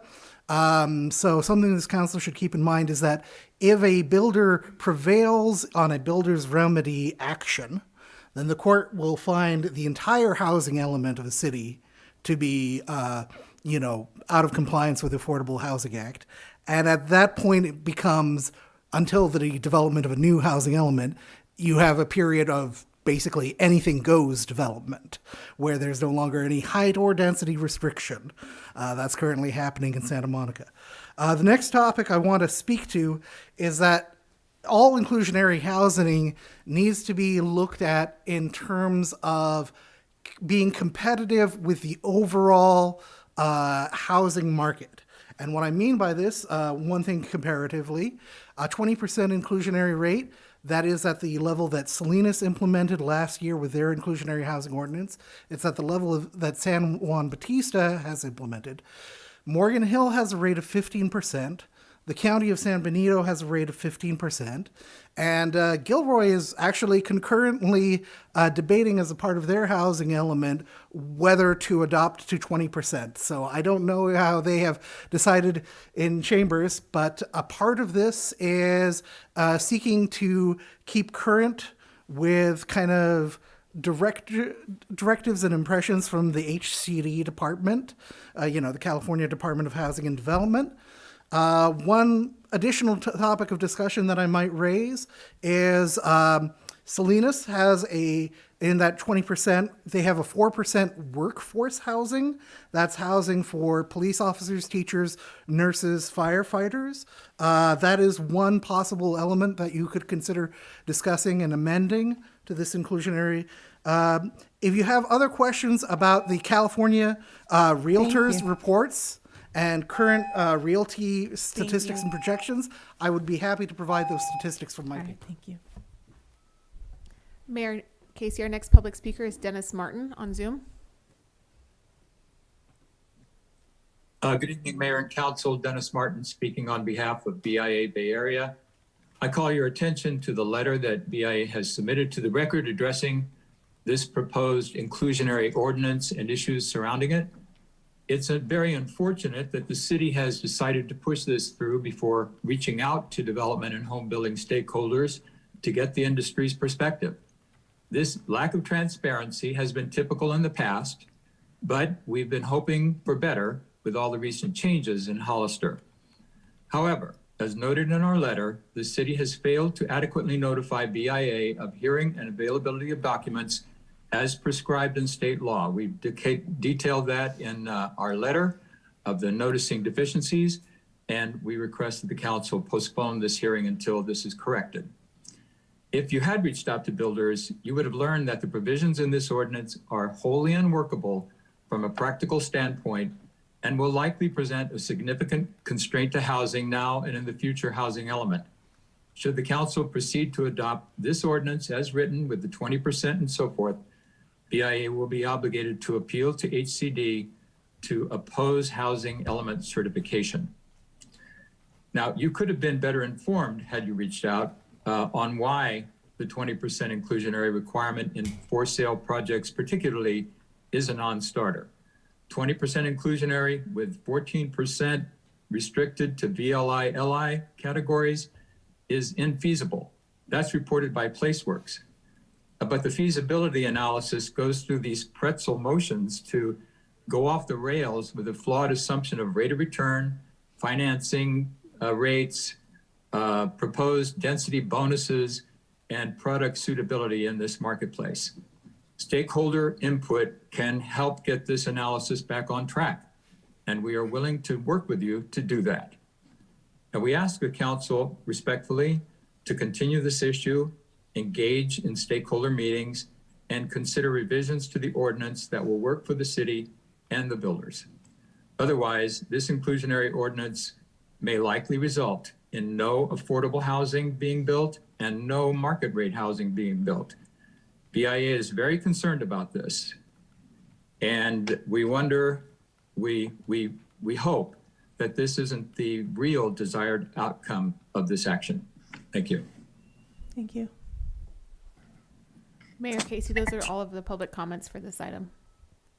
Okay, so we can open this back up then for debate. Councilmember Burns. Thank you, Mayor. So I've heard it go back and forth, and I've heard a lot of dissension. It's hard for me to not want to support staff's recommendation and not support the Planning Commission's recommendation. And we wonder why we have problems getting commissioners. I think I have a sense. Also, I'm going to trust in our council's comments that we're in compliance. And while I absolutely do support a 20%, I also think it would make sense, and I'm going to make a motion to continue this item because I don't see where it would hurt to have the BIA speak to this and other development community members. And I very much liked the comment about the 4% workforce. For me, I think that you had a home run when you said that to me. And you know, it's hard enough to get city employees, and we heard them this evening talking about showing them a little respect and gratitude. And I think that I believe what our staff did was exactly what the previous council asked them to do. I think they hit it out of the park. But I think we need to continue this item for further discussion. And I also think it would be helpful to have a 5-member council present to weigh in on this. So that would be my motion to continue for further discussion. Thank you, Mayor. I'd like to make a friendly amendment to that. I'd like to see not just BIA, but I'd like to see the community outreach meeting. Make it a combined outreach meeting so community members can come in and speak to it as well as stakeholders. I think that would be, that's my amendment to the motion. Did we have a second? For Second. The motion? Okay. Do we need to do a second? Discussion. For the amendment? What was your question, Mayor Casey? She doesn't want me to speak, so she's seeing if she can get a vote so that I can't say what I'd like to say and have discussion. We will have more conversation, sir, but we want to put the motions out on the table. So if I made an amendment to Mr. Burns' motion, do we need a second on that? Well, you would. So you have a motion pending. What you did was make another motion, and under Rosenberg's Rules of Order, you start with the last motion made first. Okay. So after you do your discussion, that would be the motion you start But with. do we need to have a second to that as well? Yes. Okay. So do we have a second? I second. Okay. So now we can have discussion? Correct. Before we could vote. Okay. Councilmember Resendez, would you like to speak? Thank you. The fact of the matter is that we are way, way, way overdue with adopting an inclusionary ordinance for the city of Hollister. Developers have been coming here for years and making a ton of money building in a way that is highly irresponsible. Our streets are congested, our schools are jam-packed, our own residents cannot afford to live or to buy here in the city of Hollister. This is something that should have been done years ago. It should have been prioritized years ago. But the fact of the matter is there are politics at play here. In a few minutes, she's going to bang her gavel because she's not going to like what I have to say. But a vast majority of elected officials here are funded by developers. Their campaigns are funded by developers. They have Point of conversations order. with developers. Therefore, I'd like a point of order. when the votes All right, come, Councilmember, there's a and point you've of got order. people here that are getting Councilmember Resendez. hundreds of dollars We're from going to take a developers, 5-minute recess, please. then this is going to be the outcome. Elections are important and they matter. I know that they don't want me to speak, but I've earned my place here and I will speak each and every time on behalf of my constituents in the city of Hollister, especially when it comes to affordable housing. Thank you. It would be great if you weren't a liar. Did you take money from Victor Gomez? No, I did not. Did you take money Check. from any other developers? So, Bill Lee? Point of order. Did you take money from You're Bill out Lee? of line. You're being ridiculous right now. Let's go back to government business. Did you take money from Bill Lee? Michelle Lee? I've got your paperwork right here. All right. Council Mayor called a break for 5 minutes.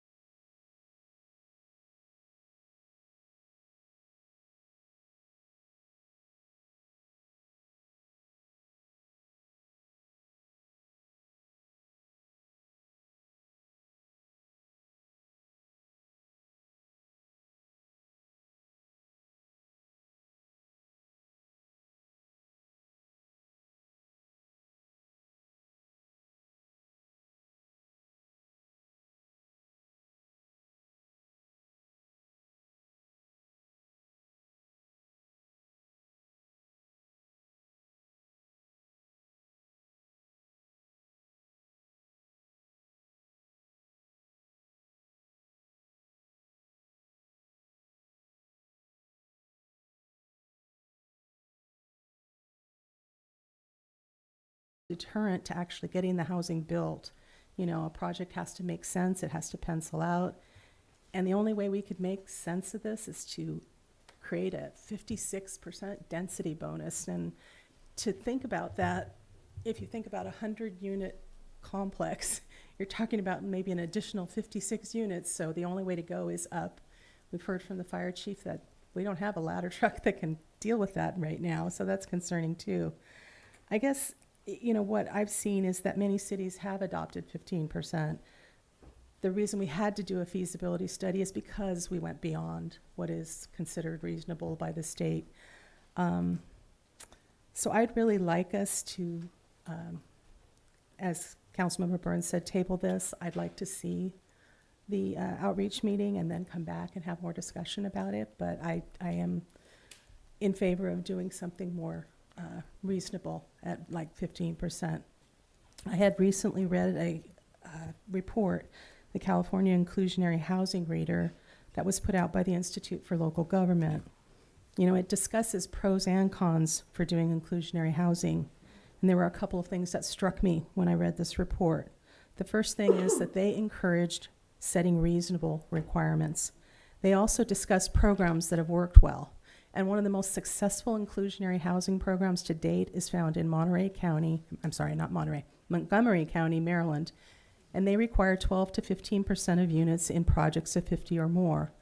So their program was not as stringent as what we're proposing, but it had real tangible results. Over 20,000 affordable housing units built over the past several decades. So at this point, I'm not in support of the ordinance, but I do want an inclusionary ordinance. I just want it to be set at more reasonable levels. And I guess that's it. If no one else has comments, I think we can take a vote. We would need to vote first on the amendment to have the outreach meeting. Can I get a... Mayor Casey, may I ask a clarifying question? Sure. For the outreach meeting, if this is passed in the motion by the council, would you like to have purely a community stakeholder meeting and then a council meeting? Or would you like to have a council study session with the community? I don't want a study session. I want Thank it to you. be more of a community where people can talk and, you know, a little less formal. Thank you. So.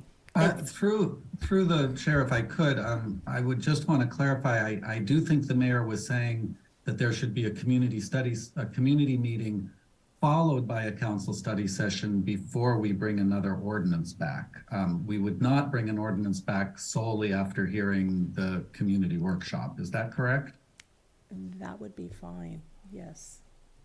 To have a study session to discuss it after, I mean, I don't know the protocol there. All I would ask is that we have very, very clear direction on this. Mm-hmm. So if there's the intent of the meeting is, you know, in the chambers versus in the community, length of the meeting, we would like to seek very clear direction. So the quality of the community meeting is not called into question after it's done. So I have a question for you then in regards to this. When you were going to do this task, this community meeting, how were you going to do it? We would typically reach out to the community. I don't have a clear list of stakeholders for who would want to be involved. I know the BIA and Mr. Gomez who've commented on it. We could reach out to our affordable housing developers that we've worked with in the past. Right, but I'm also talking about the greater community. When you do those types of outreach, where do you normally hold it? How do you normally? We've held meetings in the chambers. We've held meetings in the past tried to go to the community. We're planning on doing some, hopefully, outreach for the general plan outside of this discussion, but at the farmers market. So it kind of depends. We've had meetings in Vets Hall before. We've had success with virtual meetings during the COVID pandemic and had some significant community there. So, okay. Thank you. So in the interest of clarifying, so we would have a community session. We could do it here and on Zoom, the way you've done some of the GPAC meetings, I believe. And then do a follow-up study session to take in that input that the council could review and then move forward with agendizing it. Does that seem reasonable? Councilmember Burns. Thank you, Mayor. So I'd like to suggest that they do it on a Saturday so that people that have to work Monday through Friday have an opportunity to participate and not have to come directly to a meeting in the evening after working a full day and driving anywhere from 2 to 4 hours. And I'd like to recommend that the council study session also be on a Saturday, where we can take, I don't care if it takes 12 hours to figure this thing out, because we got one shot to get this right, in my opinion. And so, again, I would like to suggest back-to-back or every other Saturday to really figure this thing out and identify it. And so, and I would think the Vets Hall would be the best place, because, you know, we might only get 5 people, but I'd like to hope we get 200. Thank you, Mayor. Sure. So that there's clarification, Mayor, then your amended motion is to continue the agenda item and perform a community session with a follow-up council study session. Yes. I just wanted to make sure we had a clear record. Yes, I believe so. So then we would take a vote at this point on the amendment. Yes, and Vice Mayor Morales seconded that. So you would take a vote on it, and if this passes, that's the only motion you have to vote on. If it doesn't pass, then we go back to Councilmember Burns' motion. Okay. All right. So then can I have a roll call vote, please? Councilmember Resendez? No. Councilmember Morales? Yes. Councilmember Burns? Yes. Mayor Casey? Yes. Motion passes 3-1 with Councilmember Resendez opposing. Thank you. Okay, thank you. Thank you.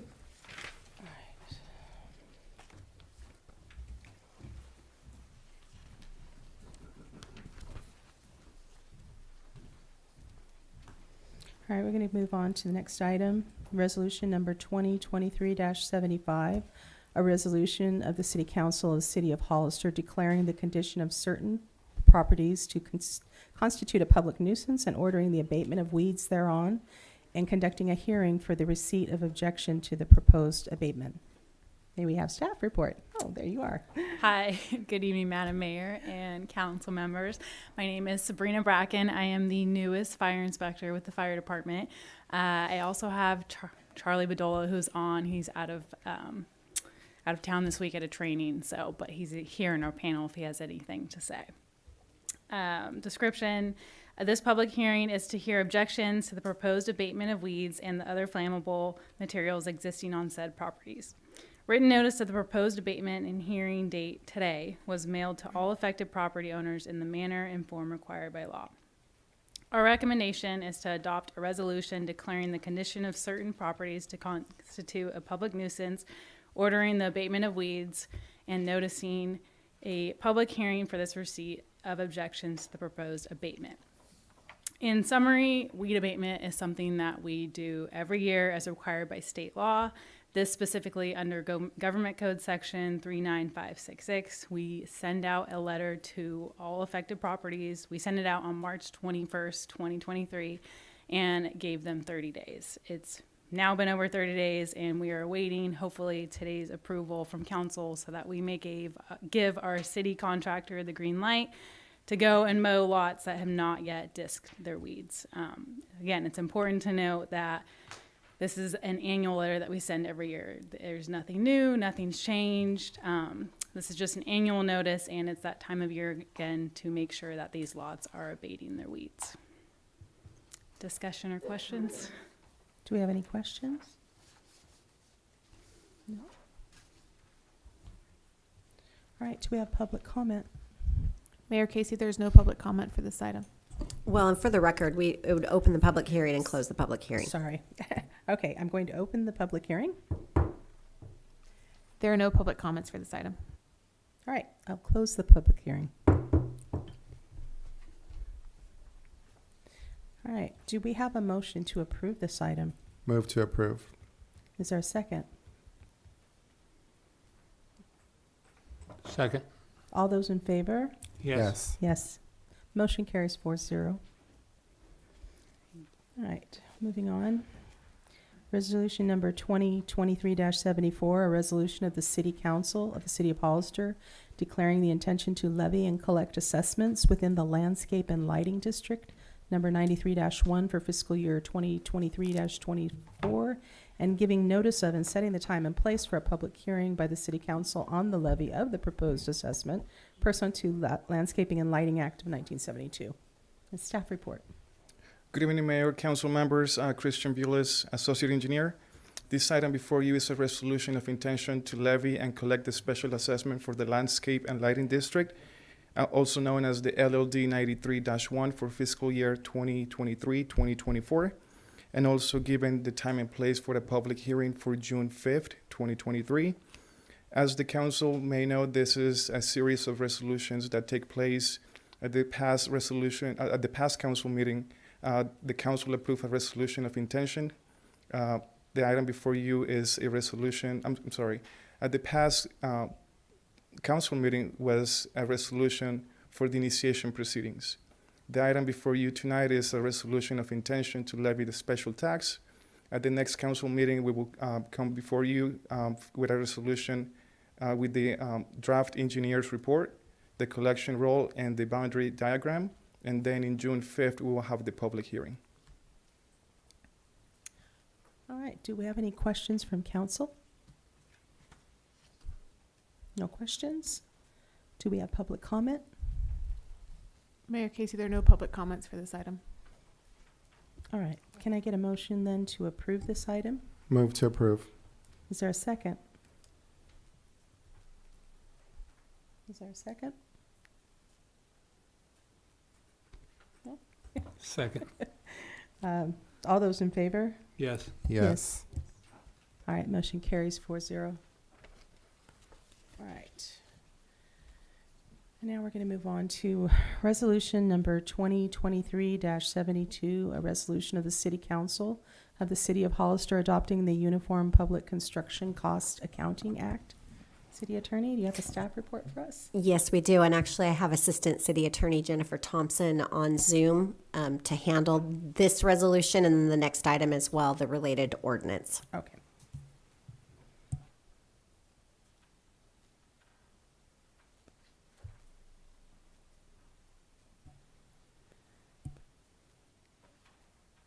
Good evening, Mayor Casey and City Council. Are you able to hear me okay? Yes.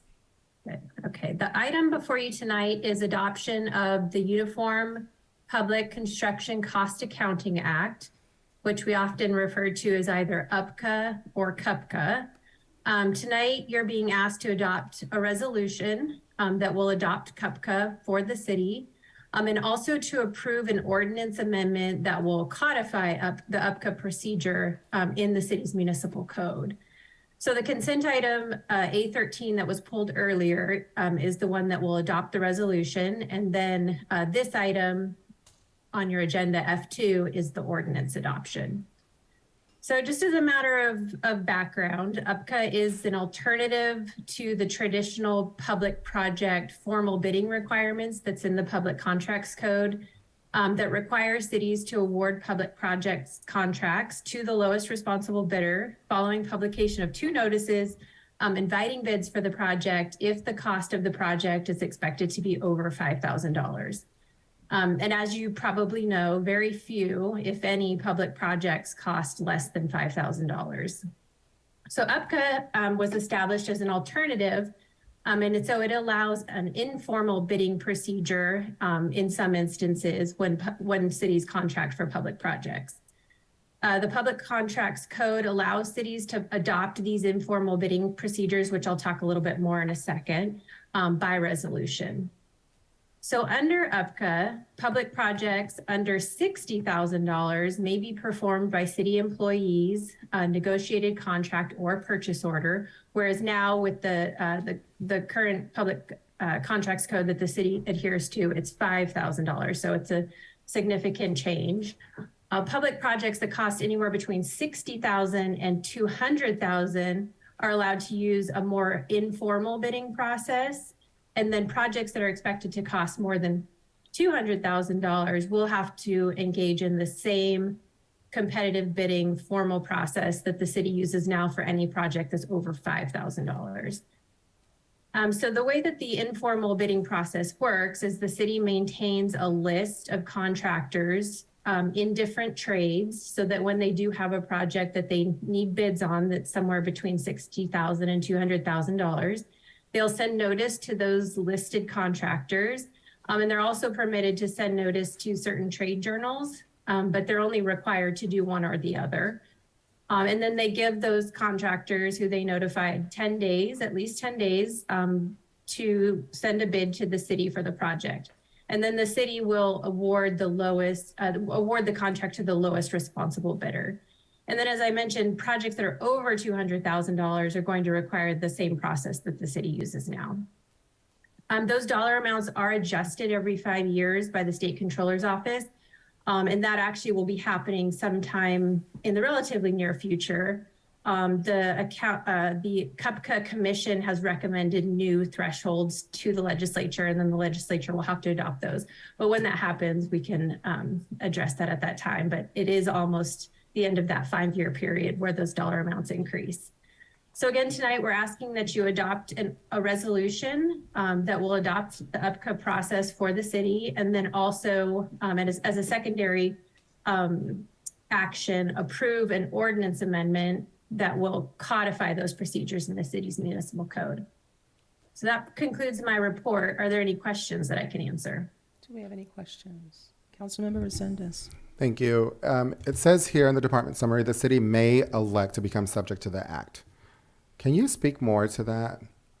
Yeah, so up until this time, the city hasn't elected to. So right now, the city's subject to the public contracts code. It's optional if the city tonight wants to elect to be subject to the act. So that's what we're referring to there. Thank you. Madam Mayor, if I may add. Yes. First, thank you for allowing us to bring this forward. I'd like to point out that we did get direction to work on our procurement policy, and so we are currently doing that. This is something that would go separately, irregardless of the procurement policy. And as we change the procurement policy or make recommendations for a change, that can, for example, the lowest bidder component of this, we can look to, when that next item comes, actually addressing that to whatever direction it goes with the procurement policy. So really for this is helping us to be more efficient. At the $5,000 mark, you're almost doing more than $5,000 worth of work to issue the bid and go through all the meetings and everything. The other piece that this will allow us to do is we're working right now with the junior giants, and we had brought an item at one time before, and they are willing to provide a $50,000 grant. We would have to provide a $50,000 match, and this would allow us technically to work with them as well, because of the way that the bidding requirement would work. So we see this as bringing us to be more efficient, to get more in line with the cost of the smaller projects that we do, and then it would not limit us when we bring back the procurement policy for review and discussion. Understood. Do we have more questions? Yes, Vice Mayor. Well, I'm glad you said that because those were a lot of my questions. I would like, even though that we are going to have the procurement policy come back, I would like for this to include trained and skilled workforce. I am very hesitant. Any document that has lowest bid, just because of all the issues we'd have over the last 2 years that I've been on council. So that gives you more options, not less, the way that I see it. The second item I'd like to have amended is to modify, instead of one or the other, to include both target populations that you send out the list for bids. So the more would be better, not to limit ourselves. Do we have any further questions? Or yes, Councilmember. Thank you. So I was a little bit unsure about it as well. I'll be quite honest with you. But honestly, I've said this time and time again, we have such a great staff, especially administrative staff. We trust what you're doing. You're highly qualified professionals. So I appreciate, I support, and I'm going to go ahead and approve this, hoping that everything goes smoothly with it. So thank you for bringing it forward. Do we have public comment? Mayor Case, we do not have any public comments for this item. All right. So is there any further deliberation, or are we ready to make a motion? So I'd like to make a motion to approve this ordinance, or at least. I believe the resolution is first Vice Mayor, if you want to make a motion to approve the resolution, and then the ordinance would be next. Okay, so I would like to make a motion to approve the resolution number 2023-74 with those two amendments. Do we have a second? Point of clarity, what were the two amendments? To include and expand, not to limit to the lowest bidder, but to also include trained and skilled workforce, and to, instead of sending out the bids to one party or another, so either a group of current contractors or an organization that has a larger group, because it's one or the other, is to include both. Send the bids to everyone. So those are my two amendments.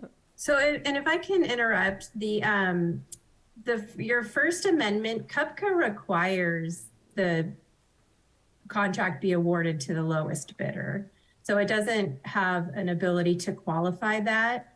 Your other amendment is permissible because CUPCA does allow either contacting trade journals, contracting individual contractors, or both. So your First Amendment, I do not believe is compliant with CUPCA.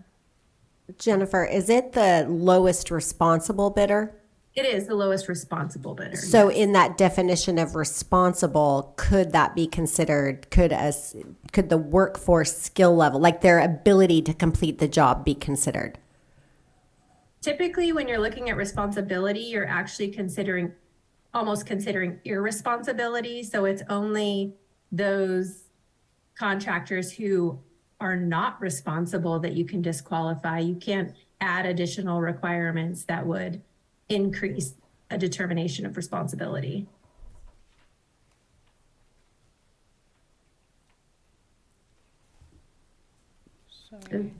I'm just confused because I've no. seen it elsewhere, so. Were you going to say something, David? I mean, and maybe you've seen it in other contexts than this particular CUPCA. I mean, this is pretty specific, and it sets forth very specific requirements because it is allowing cities more leeway when it comes to competitive bidding. So perhaps you've seen it in other contexts. So Jennifer, if I may clarify then, because I want to make sure I didn't misspeak. If we were to bring a purchasing policy change down the road, could that purchasing policy change impact this? Because that is what I represented to council, and I want to make sure I represented it correctly, as that was my understanding. So this is only with respect to public projects. So, any other purchasing changes that have to do with goods or services, that would be completely separate and different. And so, when you were describing the changes to the purchasing ordinance, that's what I was imagining that you were talking about. So if it was something different, I think I would need some more information.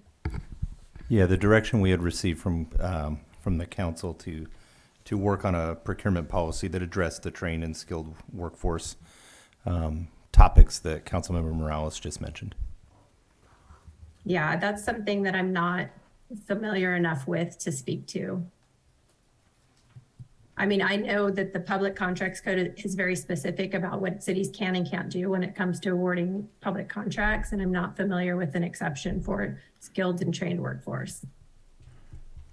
I would imagine that falls under a responsible contractor, right? Well, and that was the question I was asking Jennifer, is what do you look at when you're looking at the lowest responsible bidder? So just to get the meeting moving along, I'd ask that you amend and just adopt your second amendment, if that's okay.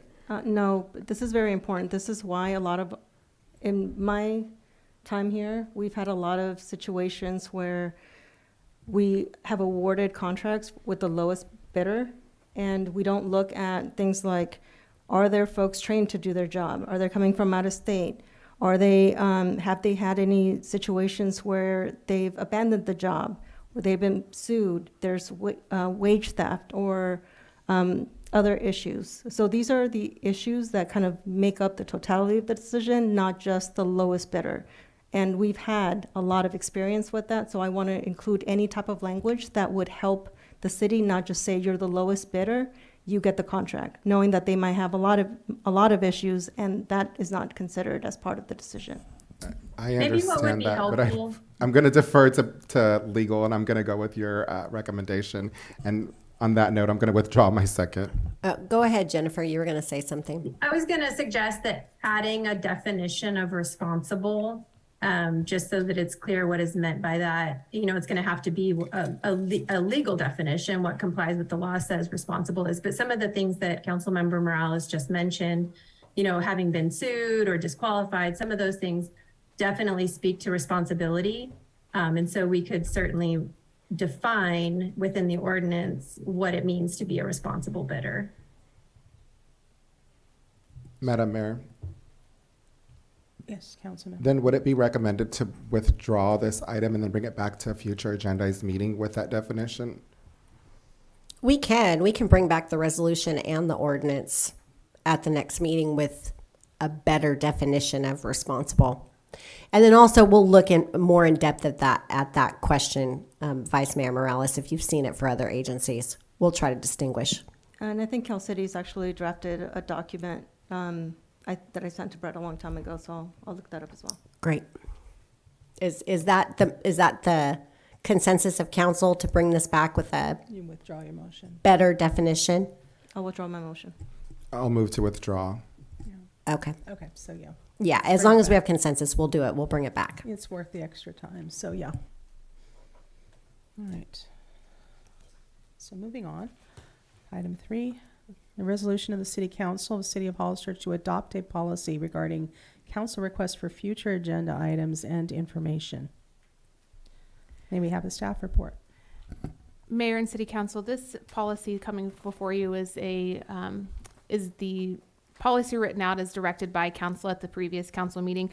Previously, at previous meetings in January, council had requested a policy outlining the process for the council to bring forward agenda items and updates and bring forward agenda items for future agenda and updates from staff. So at the previous council meeting, council provided direction on that, and staff provided this policy in response and to codify that direction. And so that is what you have before you. I'm open to any questions and Do we have you may have. questions? Any questions? Sorry. My question would be, since we're going to withdraw the previous item, should we withdraw this one, or we can go ahead and adopt this one? This is actually a separate one for that. You're referring to the ordinance, and that We item. pulled them both. Okay. Yes, absolutely. Thank you very much. Thank you. All right, so we have no questions. Do we have public comment? Mayor Casey, there are no public comments for this item.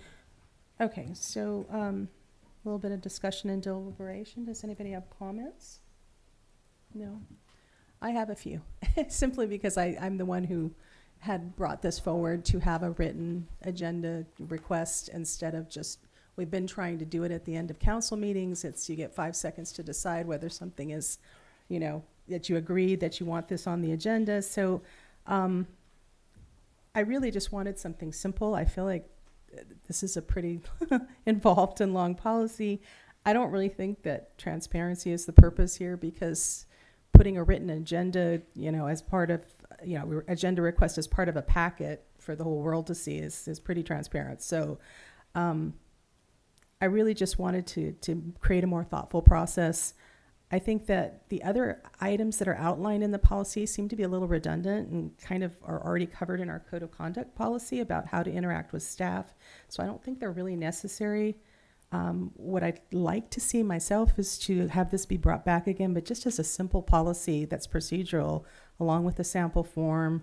The form is fine. If you can include on it a section that identifies what goals or priorities the item would address, and also I just want to see details on, the time that it's needed for the city manager or staff to review so that they can do their calculations. This is partially for their benefit to be able to say, it's going to take this amount of man hours and it's going to cost this much to bring this agenda item and move it forward, so that we can be informed when we decide whether to hear it. So I guess that's what I'm asking, is if we could bring this back. I don't know if anybody else has comments, and just have it be very simple. Do we have consensus to withdraw this and bring it back? confirm for me that part of this is that it requires 3 council members to agree. Is that correct? Yes, that is correct. Thank you. I won't support that. Thank you. I have a question. Thank you. If we're not up here having a discussion or putting it here and there's 3 people to support it, doesn't that violate the Brown Act already? If you have to have 3 people to make a decision to place something on the agenda, is that not a violation of the Brown Act in itself? At a meeting that has not been publicly agendized? No, you're not discussing it at length. You're agreeing to bring it back to discuss it at an agendized meeting. So no, that you're would simply not just be- no. You're simply just talking about what are we going to put on the next meeting agenda or the following meeting agenda. There's no at-length discussion, which is why I jump in multiple times and say for Brown Act purposes, this should be agendized. But we're agreeing to agendize something. And in essence, you're silencing 2, and the majority are agreeing right there on the spot to bring something back. To me, that sounds like a bit of a gray area. No, it's not a Brown Act violation. Okay.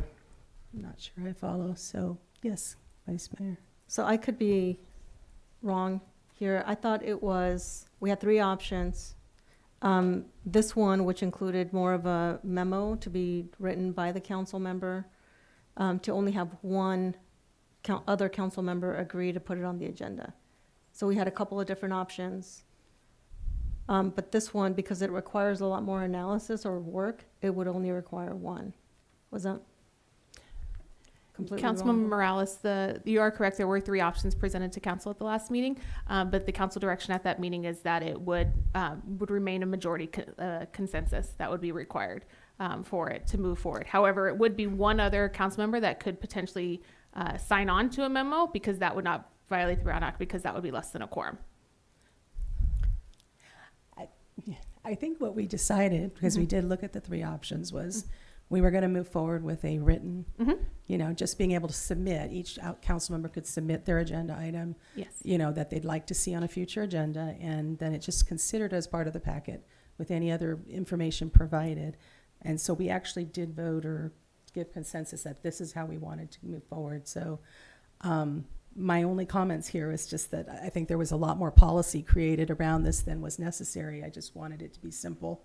So we've already decided that we're doing a written, that was what was coming forward. So I'm not, yes. Since there seems to be confusion and a general consensus to possibly bring this back, I would ask Mary if it's out of line that we clarify at least the subject of the amount of votes it would take to bring on, because it's, if it's just a memo, then that, if a memo is just sent in and everybody gets a memo and you could have 5 per council, that is different than the discussion, and it seems like there's some confusion there.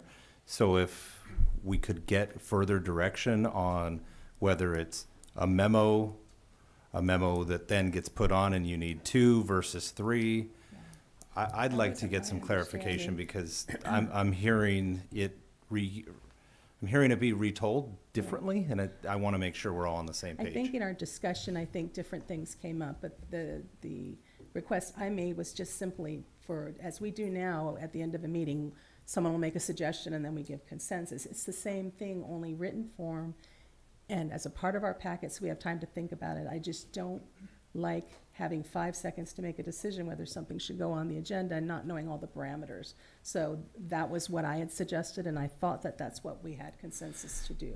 So if I could ask, if it seems like we want to bring it back, maybe we have a clear motion. Sometimes what happens is in the discussions, that isn't added back into the motion, and that may lead to some confusion. So if that was the intent, but we missed it and it wasn't clear in the motion, I'd like to just get further clarification on it. Yes, Councilman. Thank you, Mayor. So from the city attorney, if we say no tonight, or it ties in a 2-2, then this item dies. Is that correct? That's correct. Under Rosenberg's 2-2, it means it fails.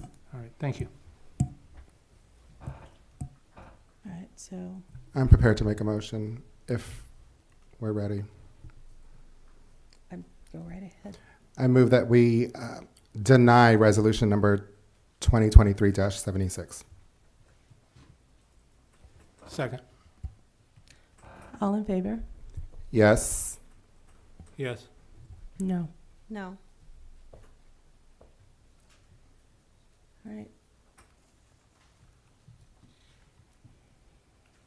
Let's move on to item 4, resolution of the City Council of the City of Hollister approving an agreement to nominate the city's 2022 citywide slurry seal project to the California Transportation Commission for receipt of local partnership program formulaic LPPF funds totaling $600,000 and approving an agreement exchanging $600,000 of the city's surface transportation block grant funds for $600,000 LPPF funds and suballocate the STBG funds to the local jurisdiction using the COGS adopted formula. Staff report. Thank you, Madam Mayor. If I could ask Paul to please load the single slide up that will help depict the funding mechanism that we have that I'll be talking about. It's much easier to understand with a picture rather than just simply my words. So we just, the COG voted on April 6th to their technical advisory committee. That group is made up of the staff that make recommendations to the elected body, that's the elected officials that sit on COG. And there was a recommendation to nominate $600,000 of local partnership programmatic formulaic funds. And they voted to allow the city to use these funds for our slurry seal project. And so the slurry seal project, we call it the 2022 slurry seal project. We had brought that before you months ago. That was one where we had to go back. There was a failed bid. So that project is shovel ready. It's been engineered. We just had a technicality and planned on rebidding it. So what this first step of the LPP funds, it is a state program that we are eligible through the COG for because we have what's called a self-help tax. So we, in addition to SB1 gas tax, we also tax ourselves, and that by us taxing ourselves on gas tax for road work, it actually opens up other grant programs that we are eligible for. And so these funds were identified by the COG's executive director, and a notice was put out to each of the city manager of both San Juan and myself, as well as the CAO, and we needed to identify shovel-ready projects that require that at least would be a one-for-one match. So the project needed to be at least $1.2 million. That slurry seal project was $1.3 million. So basically, it's a three-step process. So by voting and approving that project, it then went forward to the COG on April 20th, and it was passed unanimously there. And so what the idea is those funds from the state will come to us, or will come to the COG. They will work with us on a funding agreement. The second step is, the second step are those dollars coming to us, and then you'll see where there's that blue depiction of a stack of dollars is the local dollars that would come in. So what we are doing and proposing is to pledge the $600,000 of local dollars back into the local pot. So what happens with our local money is any of the local dollars that come in get split 60% to the city of Hollister, 30% to the county, and 10% to San Juan. So what we're doing is we're doing a swap with our local dollars, and then those local dollars basically that have already been split out through that 60-30-10, we would have $600,000. That gets put back into the swap and gets reallocated. So I know it's a little confusing, but basically that gets the 600 we put back, 360 comes back to us. So it's a win-win for all parties. Essentially, the 600,000 comes in to support the project. Ultimately, the 360,000 comes back to us. So if you think about it, it's technically about 360,000 of new money because we would have had the 600,000. And then the 180 supports the county, and the 10% supports San Juan Batista. So from that point, the slurry seal project is a project that covers nearly 40 road segments to do a slurry seal overlay all throughout the city, and will help to increase our pavement condition index, as well as help our roads last much longer. And so what this item is asking today is three things. So basically, we're going to have two agreements, and those agreements are one, an agreement with the COG to receive these local programmatic formulaic dollars of $600,000, and then to approve an agreement to basically exchange those two pots of funds, where the step two, where the 600 in and 600 out. And then the third item is to allow myself as city manager to execute those agreements. And then what will happen is there is a series of documents that we will have to get submitted by June 30th. We already have an application in that was due April 28th. So we've been hustling to get this across the finish line. And with your approval today, we can execute those agreements and get the project ready. The project does need to be complete by June 30th of 2025. So we felt it was a perfect project. It was citywide. It was a project we had already planned on doing, and it fit the dollar amount. It allowed us to meet the match requirement. And so, again, this item has gone through the Technical Advisory Committee. It has gone through the COG and is now before you as the final step for approval. All right, do we have questions from council? No questions? Do we have public comment? Mayor Casey, there are no public comments for this item. If there's no further discussion or deliberation, then let's, can I get a motion to approve? So moved. All those in favor? Aye. Yes. Yes. Motion carries. Yes. Oh, motion carries 4-0. All right, let's move on to presentation regarding impact fees for the Twin Oaks subdivision. Can we have the staff report?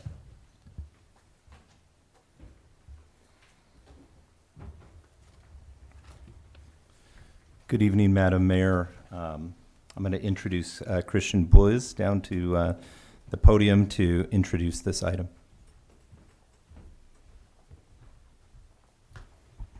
Good evening, Mayor, council members. Once again, Christian Buiz, Associate Engineer.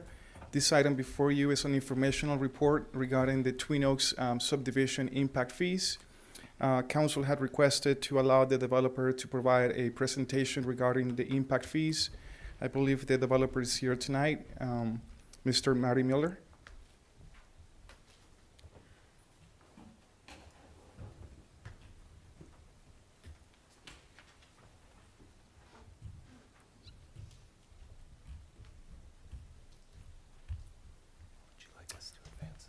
Okay, how's it work? Advance with this, or we can Okay, advance it great. for you. Thank you, Dave.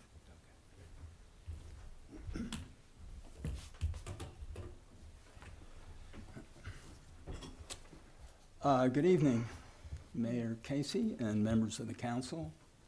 I appreciate this opportunity to speak to you tonight on an issue that is near and dear to our hearts at Twin Oaks, and that's our impact fees.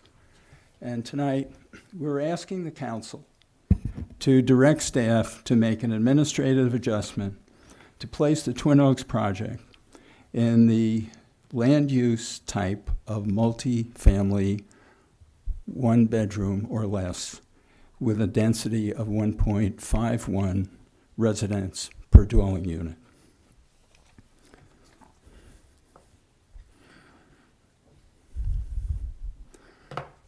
I don't know how well you can see that. That first slide is the section in our performance agreement that talks to impact fees.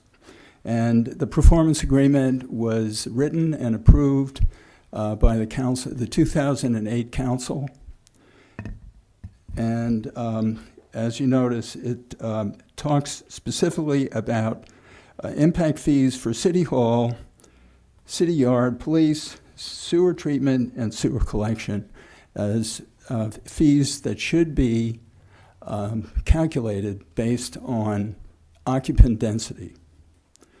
You also note that tonight we're requesting that 5 fees that are not in this list, which includes park fees, storm drain fees, library fees, jail, juvenile hall fees, and sewer reimbursement.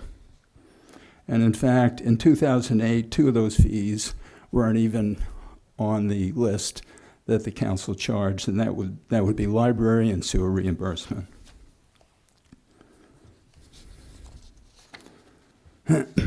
So what I did, it seemed to me in 2008 when we first came to the city council that our impact fees should be less simply because we had less residents per house. And it's a senior project, and no children are allowed. And what I did was I went to the 2005 housing survey that's put out by the Census Bureau, and they collect nationwide data. And based on that, oops. Okay, here we go. And based on that, I calculated that the density for a senior project based on nationwide data would be approximately 1.67 people per household. Now, in 2017, and then again in 2019, the city hired Wildan Financial Services to do a nexus study and evaluate the method in which the city was calculating impact fees and suggest perhaps some improvements in that methodology. And what the results that they came out with is in the next slide here, Exhibit 3. Let me stop here for a second. I did notice there was a little confusion in the agenda, and that the presentation I'm giving was the very last item. So what I did was I brought hard copies. If any members of the council would like hard copies of what I'm talking about, I can distribute them. No? Okay. That's fine. All right, so I just want to read to you the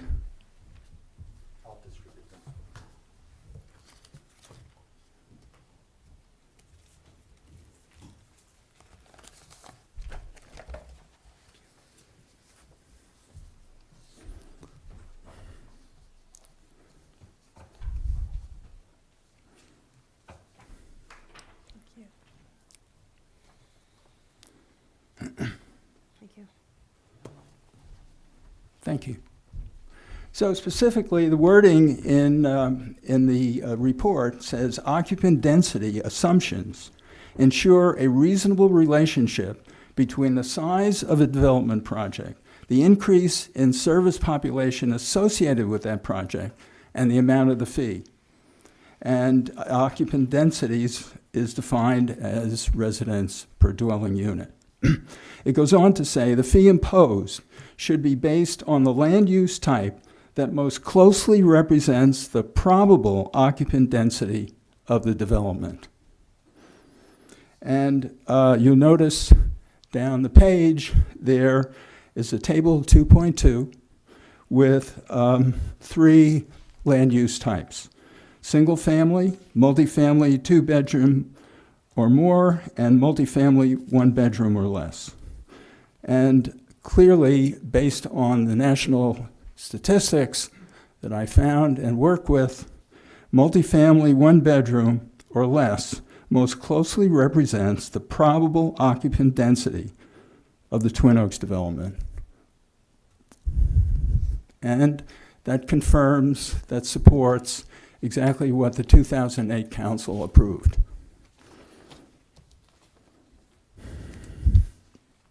Okay, now let's fast forward to this past April, just last month. At the beginning of the month, we calculated what our actual occupant density is. And it's done based on the sale of 86 homes, 55 of which were sold to couples, and 31 of which were sold to singles. And the actual occupant density, with over half the project sold, is 1.64 people per household, which is amazingly close to the occupant density that I calculated years earlier in 2008, using data from the 2005 American Housing Survey. Now, besides the statistics that I got from national statistics and our own actual numbers, I would submit to you that is a fairly straightforward reason why our occupant density is substantially less than a traditional single-family house in Hollister. And that is because traditional housing builders design houses for people who want to raise a family, want to raise children. And those people typically, because over the years, the environment that is available in a suburban neighborhood, like many in Hollister, is the preferred environment in which to raise children.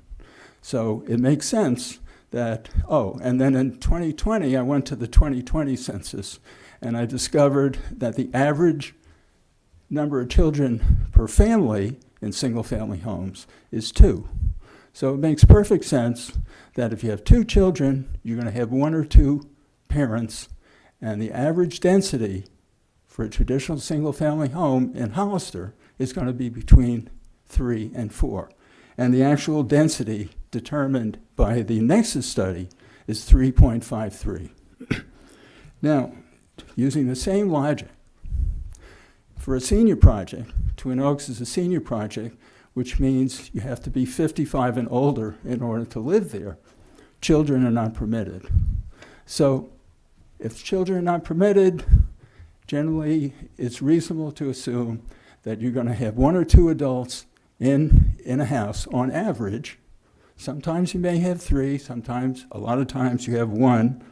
And what we see here is that some roughly 36% of our sales are to 1 person, that the occupant density is going to be between 1 and 2. And in fact it is, it's 1.64.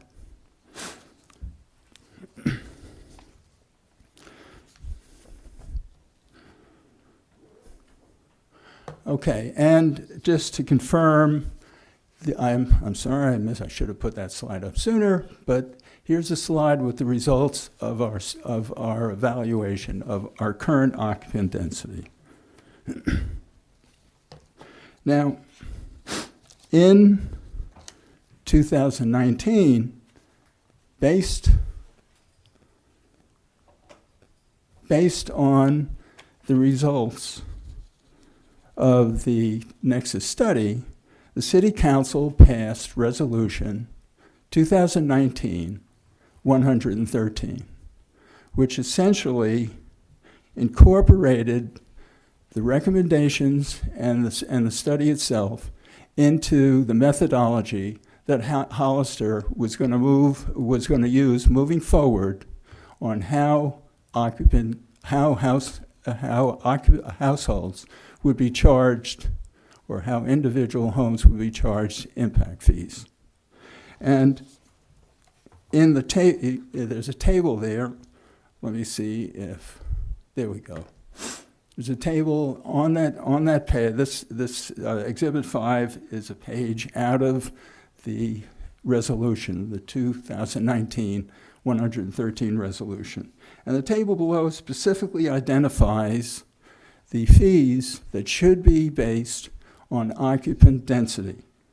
And they include jail, juvenile hall, library, park construction, and storm drain. 4 of the 5 impact fees that we're asking for an adjustment to. The 5th one is sewer reimbursement. That one is not in this list. However, that one is covered by our performance agreement, which specifically says the fees should be charged on a 1.67 basis. So I think that that clearly provides substantial support for the fact that our probable occupant density, based on the study, the Nexus study, is in fact in the area of 1.64 or 1.67. And the land use type that closely represents that density is multifamily, one bedroom or less. Now, I don't know if you folks have been out to see the project, but I don't think you can appreciate the kind of project that we have unless you saw something about it. And so I brought a few slides with me. So first of all, I want to start with the pillars, the goals that we have that we measure ourselves by in terms of what we offer to seniors. And the first one is an emphasis on health and wellness, which essentially is diet and exercise. The second one is lifelong learning, because as you age, we all know that our mental capacities begin to diminish somewhat, and the way to keep those mental capacities as long as possible is with lifelong learning. And the third one is social engagement. And that is also very important, and I would just refer to a former mayor of Hollister, Pauline Valdivia, who ran the senior center for many years here in Hollister. She was one of our biggest fans and supporters of this project, because in her mind, the most serious deficiency that happens as seniors age comes from isolation and loneliness.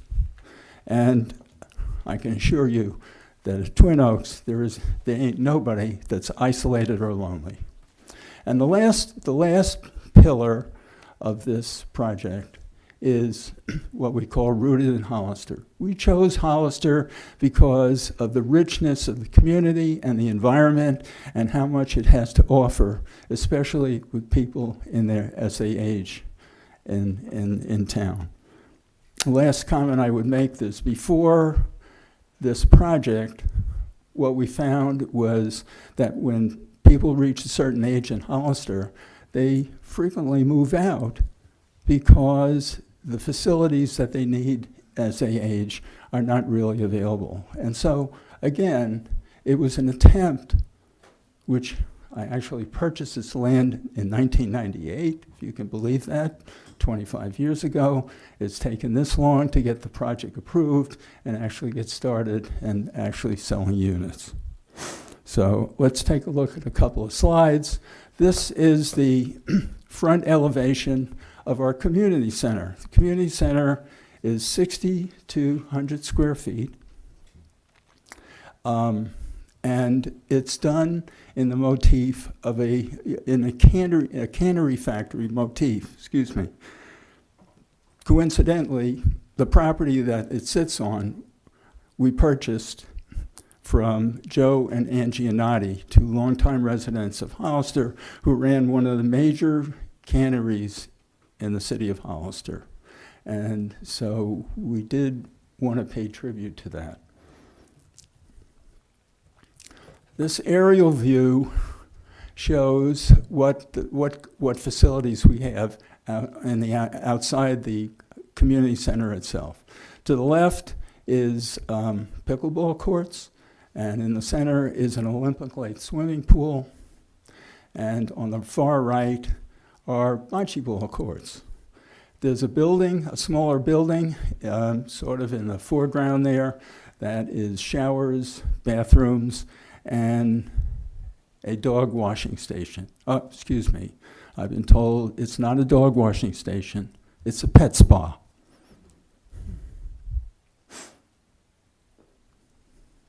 When you in the front door, when you walk in the front door, this is what you see. It's what we call the living room of the project. And you'll notice there are some chairs and a table. On the left-hand side above it is a touchscreen. And that touchscreen tells the residents what activities are available for the day and what activity, and he or she has a choice of signing up for whatever activities he wants to participate in.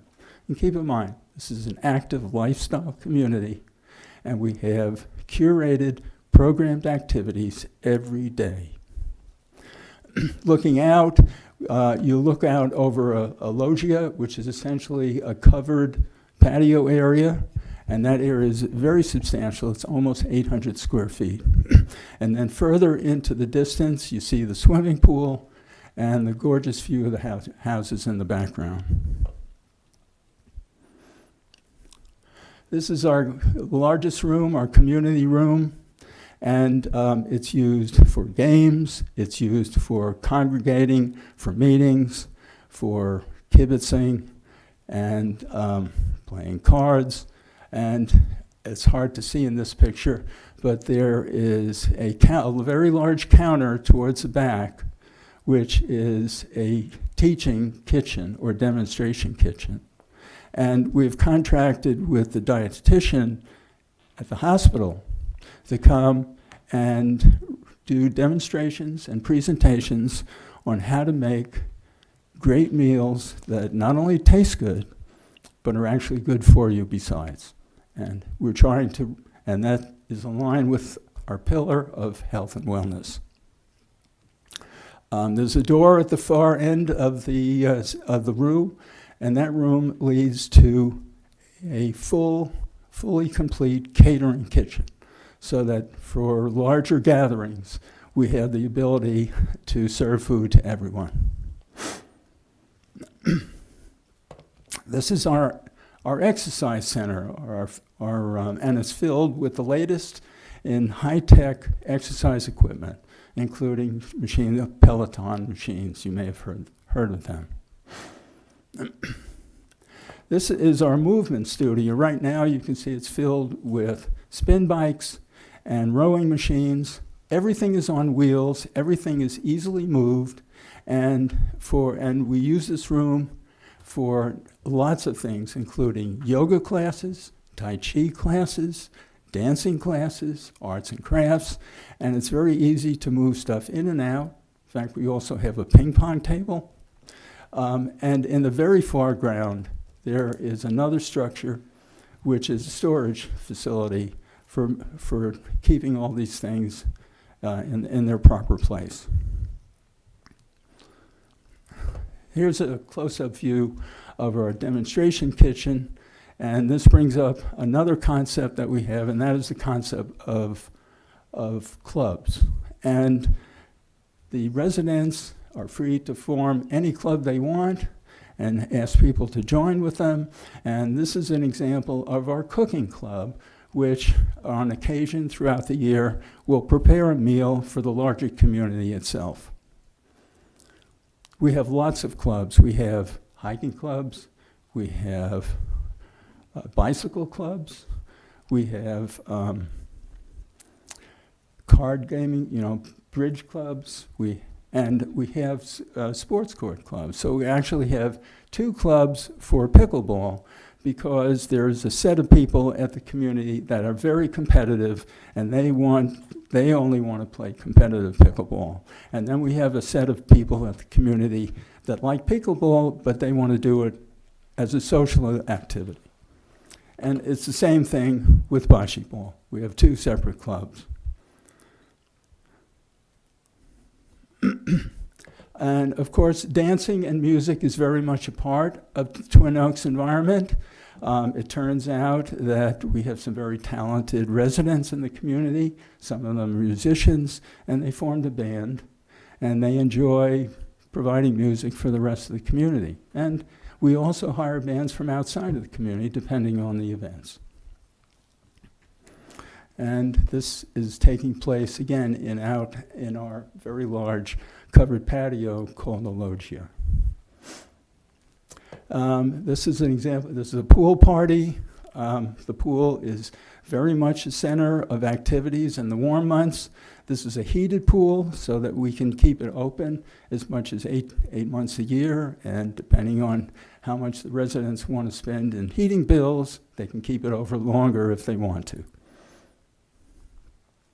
And the pool is also used for aqua aerobics. And this is an example of an aqua aerobics class. I would also point out that we have the facility to set up a volleyball court and do pool volleyball, which the residents love also.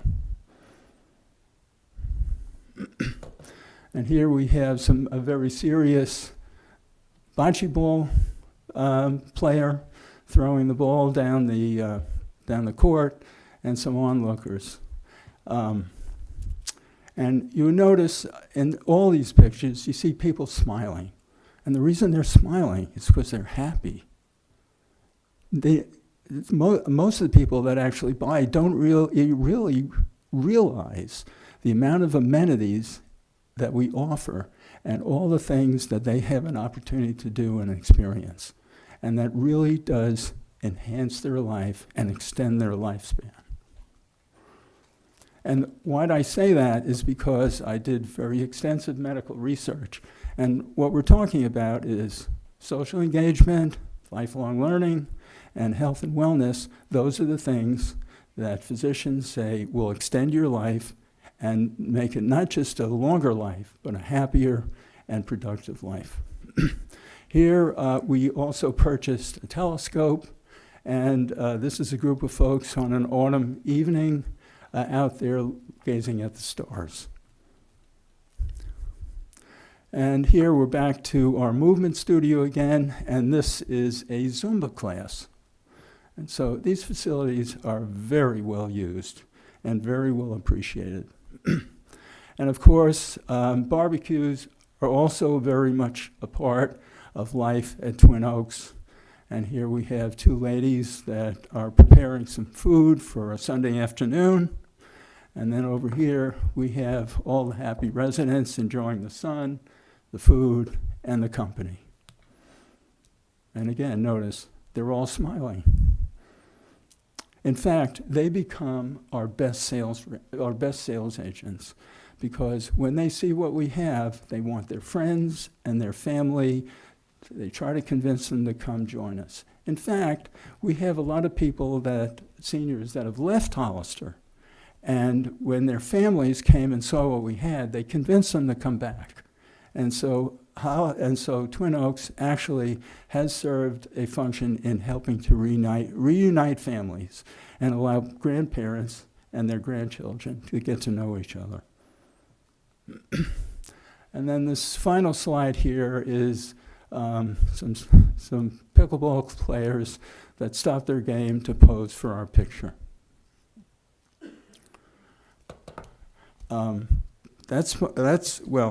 So just to sum up, again, what we're asking for tonight is that the City Council direct the staff to make an administrative adjustment to place the Twin Oaks project in the land use type, multi-story, one bedroom, with a occupant per resident density of 1.51 for the 5 fees that we've talked about. Thank you. Are there any questions? Do we have questions or deliberation? Councilmember Burns. Thank you, Mayor. So you're asking for an adjustment or a replacement of what you previously agreed to, correct? Going forward, yes. Yes. From here but forward. you're not asking for a reconsideration for what's already happened, is that correct? We're not doing that tonight, no. Okay, thank you. Appreciate the clarity. Thank Okay. you, Mayor. Yes, Councilmember Resendez. Thank you. This question's for staff. Do we have a dollar amount of what's being requested from the developer? I'm going to ask Christian to come forward.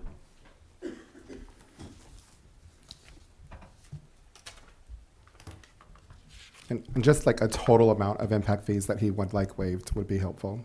Yeah, just 1 second.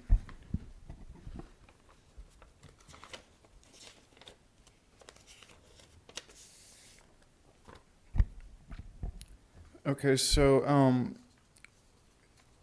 I could give you the total amount that we have given credit for as of today. and also the credit that the developer is requesting moving forward. Okay. So as of today, for fiscal year 2020 and 2021, there was a total of 30 units that received credit for, which total 502,753.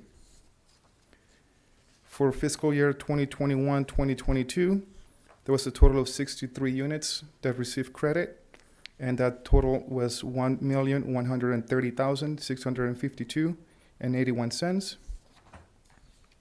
For fiscal year 2022-2023, there was a total of 23 units, and that totals 444,801 and 83 cents. For the grand total of impact fee credits of 2,078,207 and 84 cents.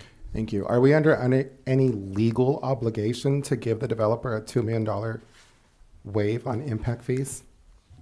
No, a future wave, no. Okay. And again, just so we're clear, impact fees are to pave the streets, to pay for our parks, to pay for the facilities that we provide for the constituents. Is that not correct? Correct. Thank you. Do we have other questions? If I may, I would also like to include that as part of the fee credits that the city council approved, there was a total of 2.4 million for affordable. The performance agreement required the developer to pay a total of 3.4 million. And at the time, the city council approved a reduction, which reduced that 3.4 million to 1 million. So in total, it's 3 million. So total savings is 4,478,207 and 84 cents as of today. Thank you.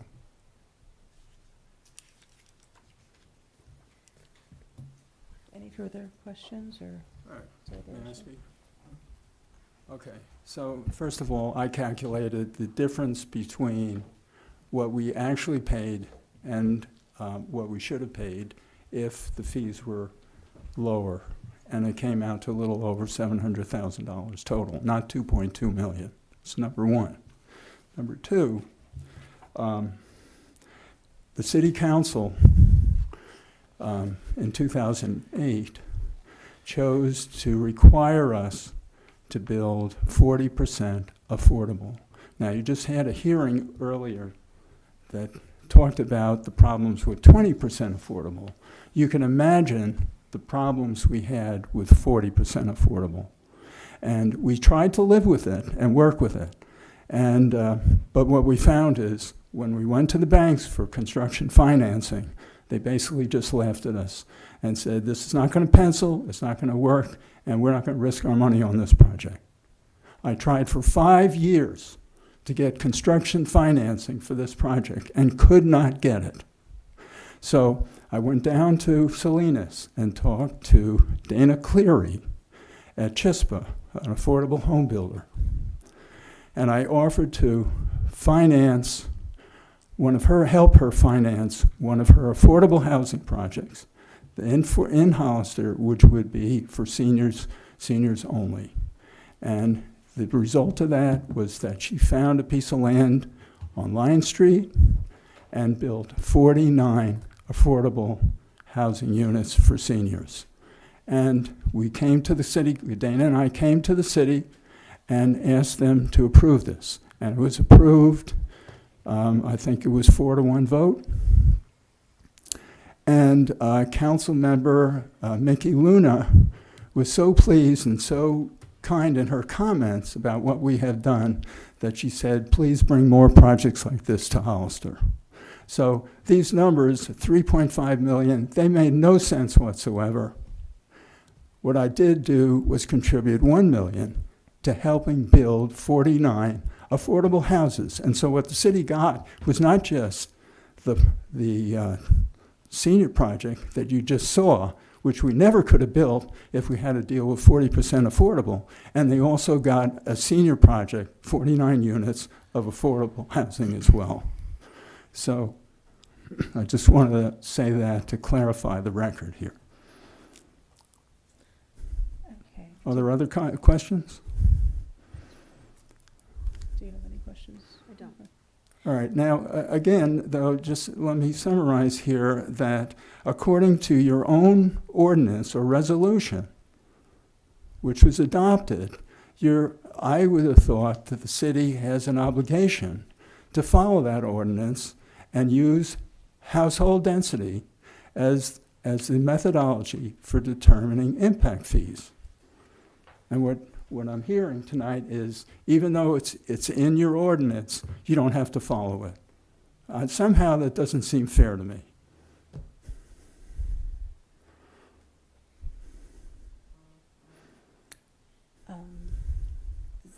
City Attorney, do we have any response to that, or are we required to follow the ordinance that he's mentioning, or? is there any Okay, so what I can tell you is that there's no legal basis based upon the language in the contract to demand more than what the contract already provides. Jennifer's also on the line, and Jennifer, do you want to add anything to that? Yeah, I'm not entirely sure. So impact fees are not adopted by ordinance, so I'm not entirely sure what reference Mr. Miller is speaking about. With respect to impact fees, if those are calculated based on density, there's no requirement that a particular development pay the exact impact of that development on the city. So when a nexus study is done for an impact fee or a development impact fee study is done, they consider all of the development as a whole and then attribute it in a reasonable manner to different developments. Now, each individual development is not required to pay exactly the impact that that development will have on the city. So hopefully that helps. So if density is the mechanism that the impact fee study used, it doesn't mean that each individual development will consider the exact density of that development when it's setting its impact fees. I have one question for Christian, actually. I'm just curious, because my understanding is that when we had these, because there's some new fees that came up that weren't around in 2008 when this performance agreement was done. So if there, you have a performance agreement, they talk about density at 1.67, why would we not look at that? Or why would we go to 3.53 and use that as to calculate? Why did we do that?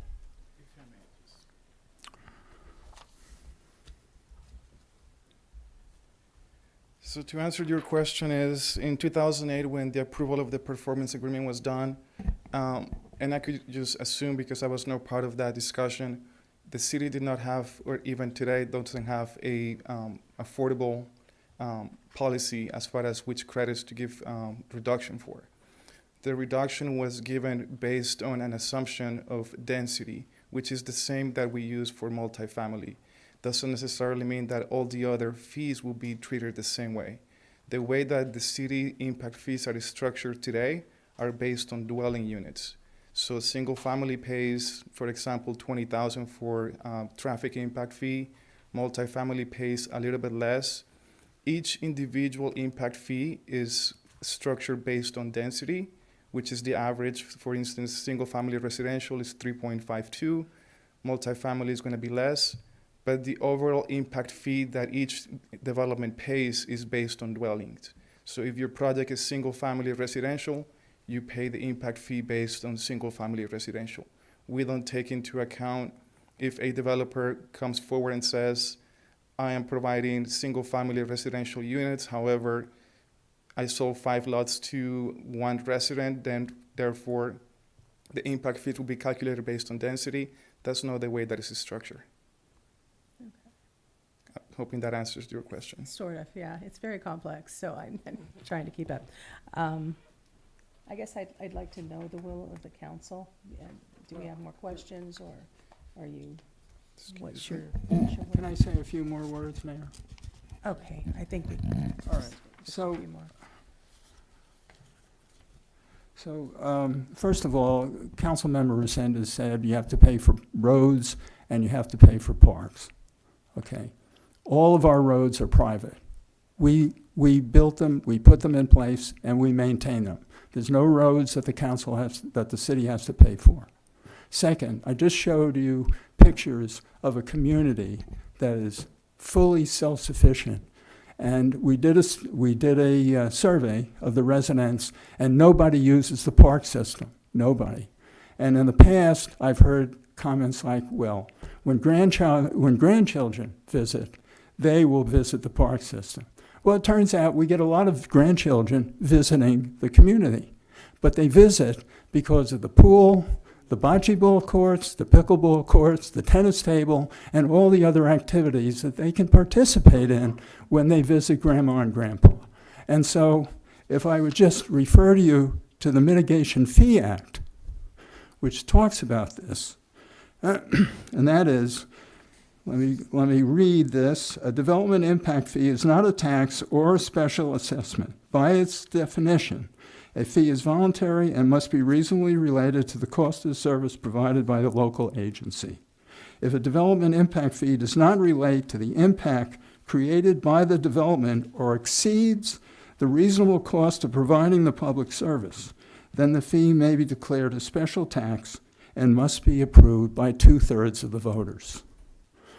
I would maintain, specifically with the examples that Councilman Resendez just talked about, that if you charge $15,520 for a park fee for every house we built in this community, that is incredibly excessive.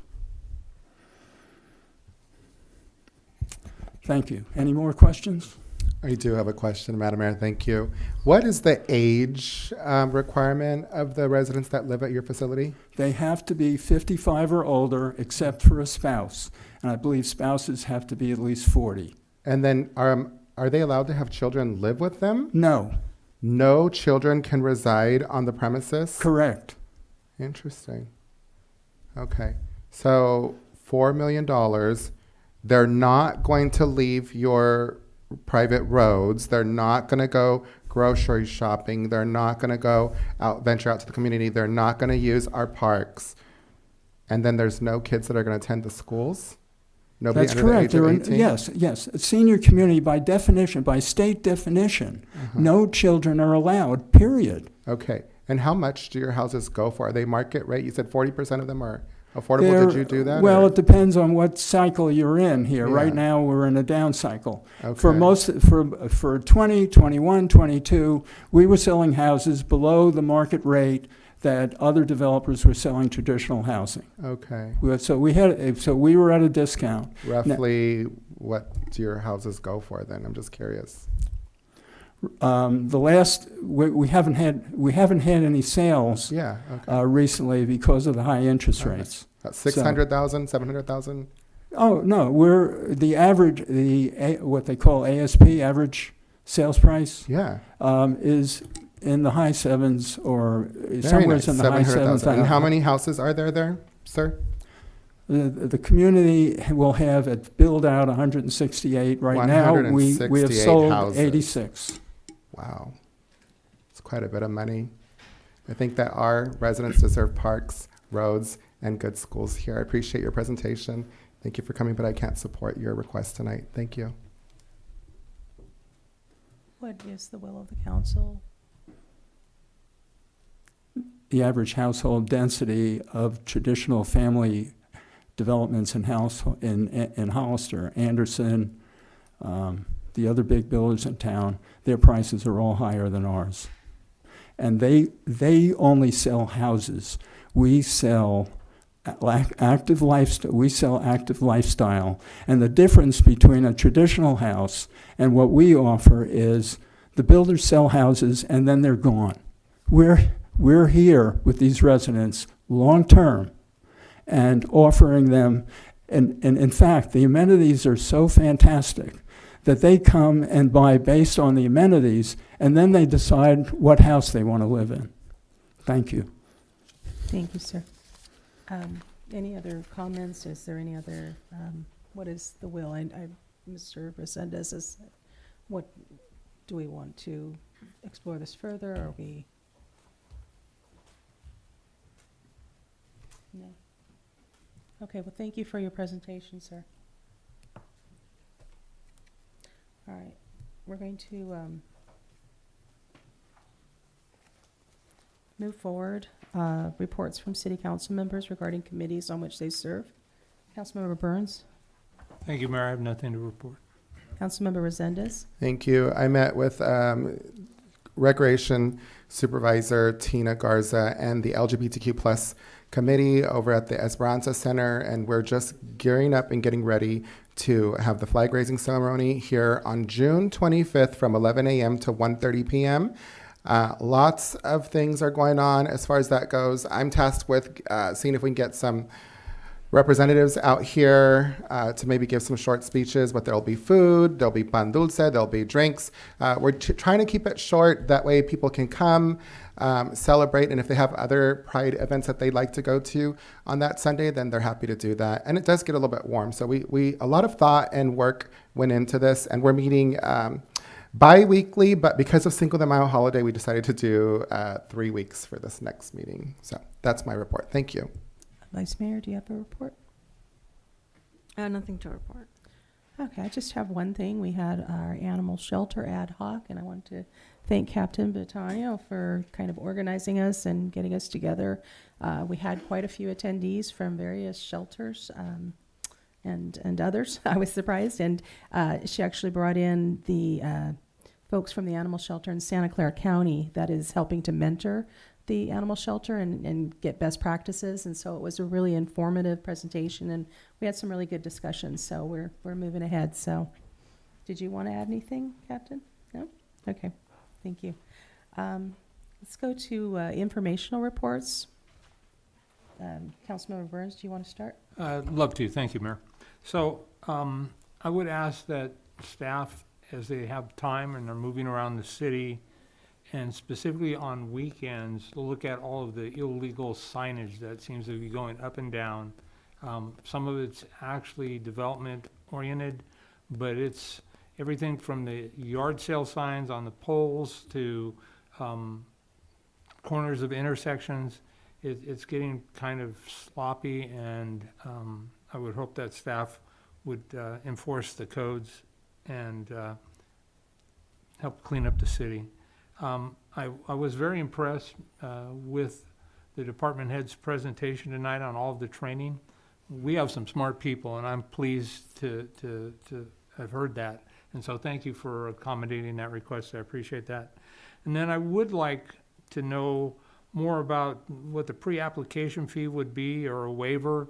I don't know if that would be considered a gift of public funds in reference to the Growing Hearts. I was very impressed with that presentation, and I would like to know more about what that looks like, and if it would be considered a gift of public funds. I don't know how much money I still have in my discretionary fund, but I would be willing to off that out of my fund to allow that to go forward.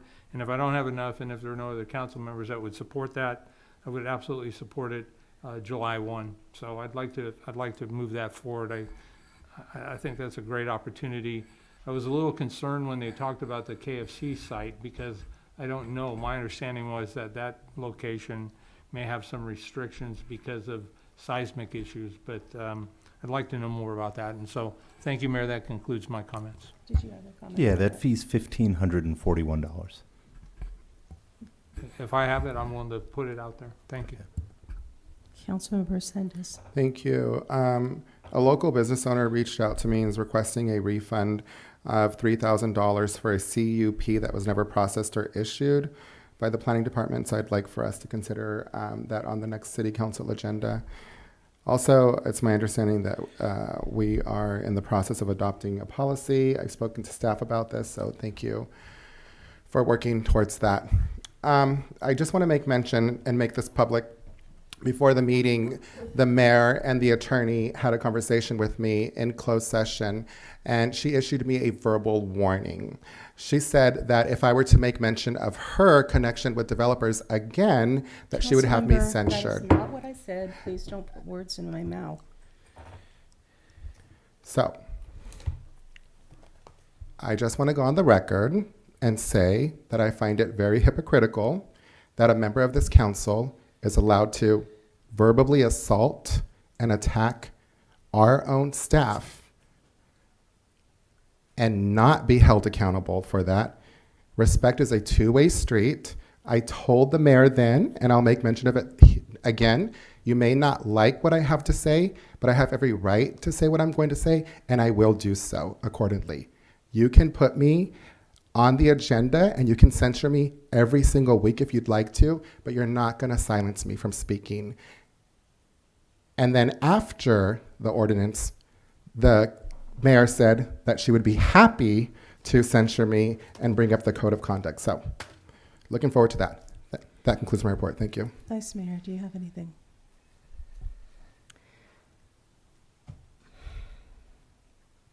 One, I'd like to apologize for the meeting today. Thank you for being patient. We heard from the community that it's very important that our city council do government business, and not to deter from that. Some of us are trying really hard to do that. It's very difficult. So I just want to say thank you, and I have nothing to report, nothing else to add. So, really, the only thing I want to say at this point is that in our last meeting, we talked a lot about respect and collaboration and working together. I don't believe it's appropriate for any member of this council to sit on the dais and make accusations towards another. That's a clear violation of our code of conduct. I'm not sure what we need to do, but at the next meeting, we need to agendize something. There have to be repercussions. You can't continue to disrupt meetings and make accusations and just, at people. It's just not, it's not okay. And so I apologize too. We've been trying very hard not to have a circus here, and it's gotten a little out of hand tonight, so I apologize for that. And that's all I have. City Manager, do you have a report? Yeah, just an update. We were talking about signage earlier today at our department head meeting, believe it or not. So we are looking at that. There are quite a few on the weekends. Folks, placing signs in the area, by the sound walls and whatnot. And so we will be definitely taking a look at that. As for the Growing Hearts, the 1541, do we have a consensus? I have a question about that. Yes. You talked about not giving a gift of public funds, even though it's coming from a council member's discretionary. Is it considered a gift of funds to do that or not? I can check.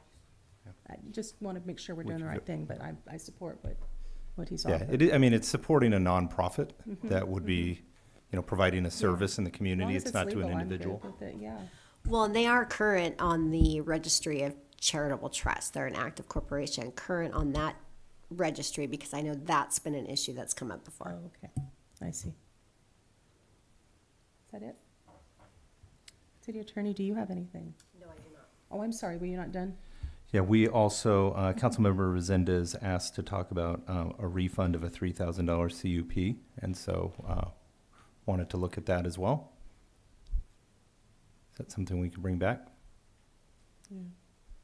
I do not have the authority to refund at this current time. We don't have a policy in place for refunds. So what is the ask then?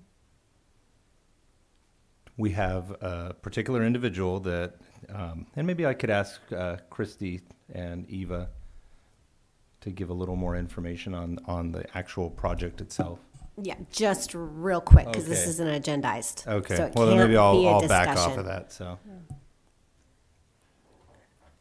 So, yes. Yeah, I heard what the council member requested, and as I heard him speak, somebody applied for a conditional use permit, and what I don't know is, was it not processed by staff, or was it withdrawn by the applicant, or there's got to be more to this story. And again, I mean, if we were a company that one of our clients bought something and returned it, or ordered it and didn't pick it up, we would probably be inclined to give them a refund if we didn't expend services.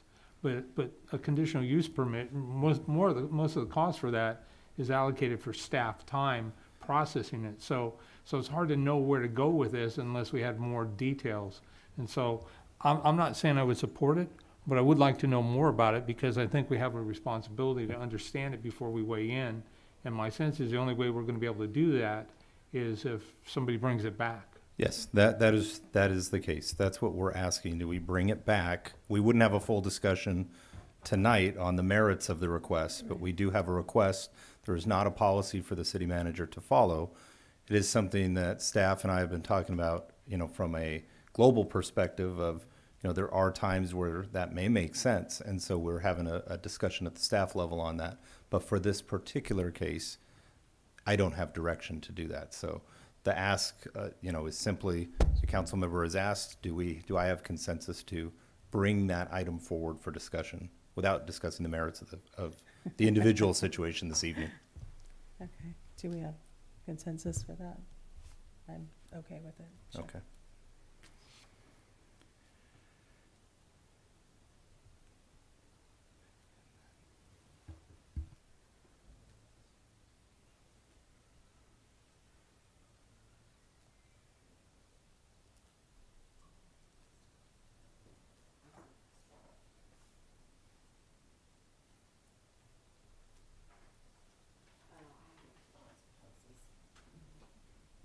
That's all. Thank you. Okay, city attorney, do you have a report? No. Police chief? Thank you for the promotion. Hey? Nothing to add. Nothing. City clerk? Yes, I just want to report back to council on the current vacancies on the commissions. There are currently 2 vacancies on the Airport Advisory Commission for District 1 and also for the mayor's appointment. For Parks and Recreation for Districts 1 and 3 in the mayor's appointment. For the Youth Committee, we have 7 vacancies, and for the for the Historical Resources Commission, we currently have 7 vacancies as well. Sorry, 5 vacancies for that one. Thank you. Any other updates on city council? Paul, did you have a report at all? No, Madam Mayor, I do not. Okay. Do we have any updates then on city council projects or? No, ma'am. Okay, we have no new business. Do we have a motion to adjourn the meeting? I move. So, second. All those in favor? Yes. Yes. Yes. Motion carries. This meeting is adjourned. Recording stopped.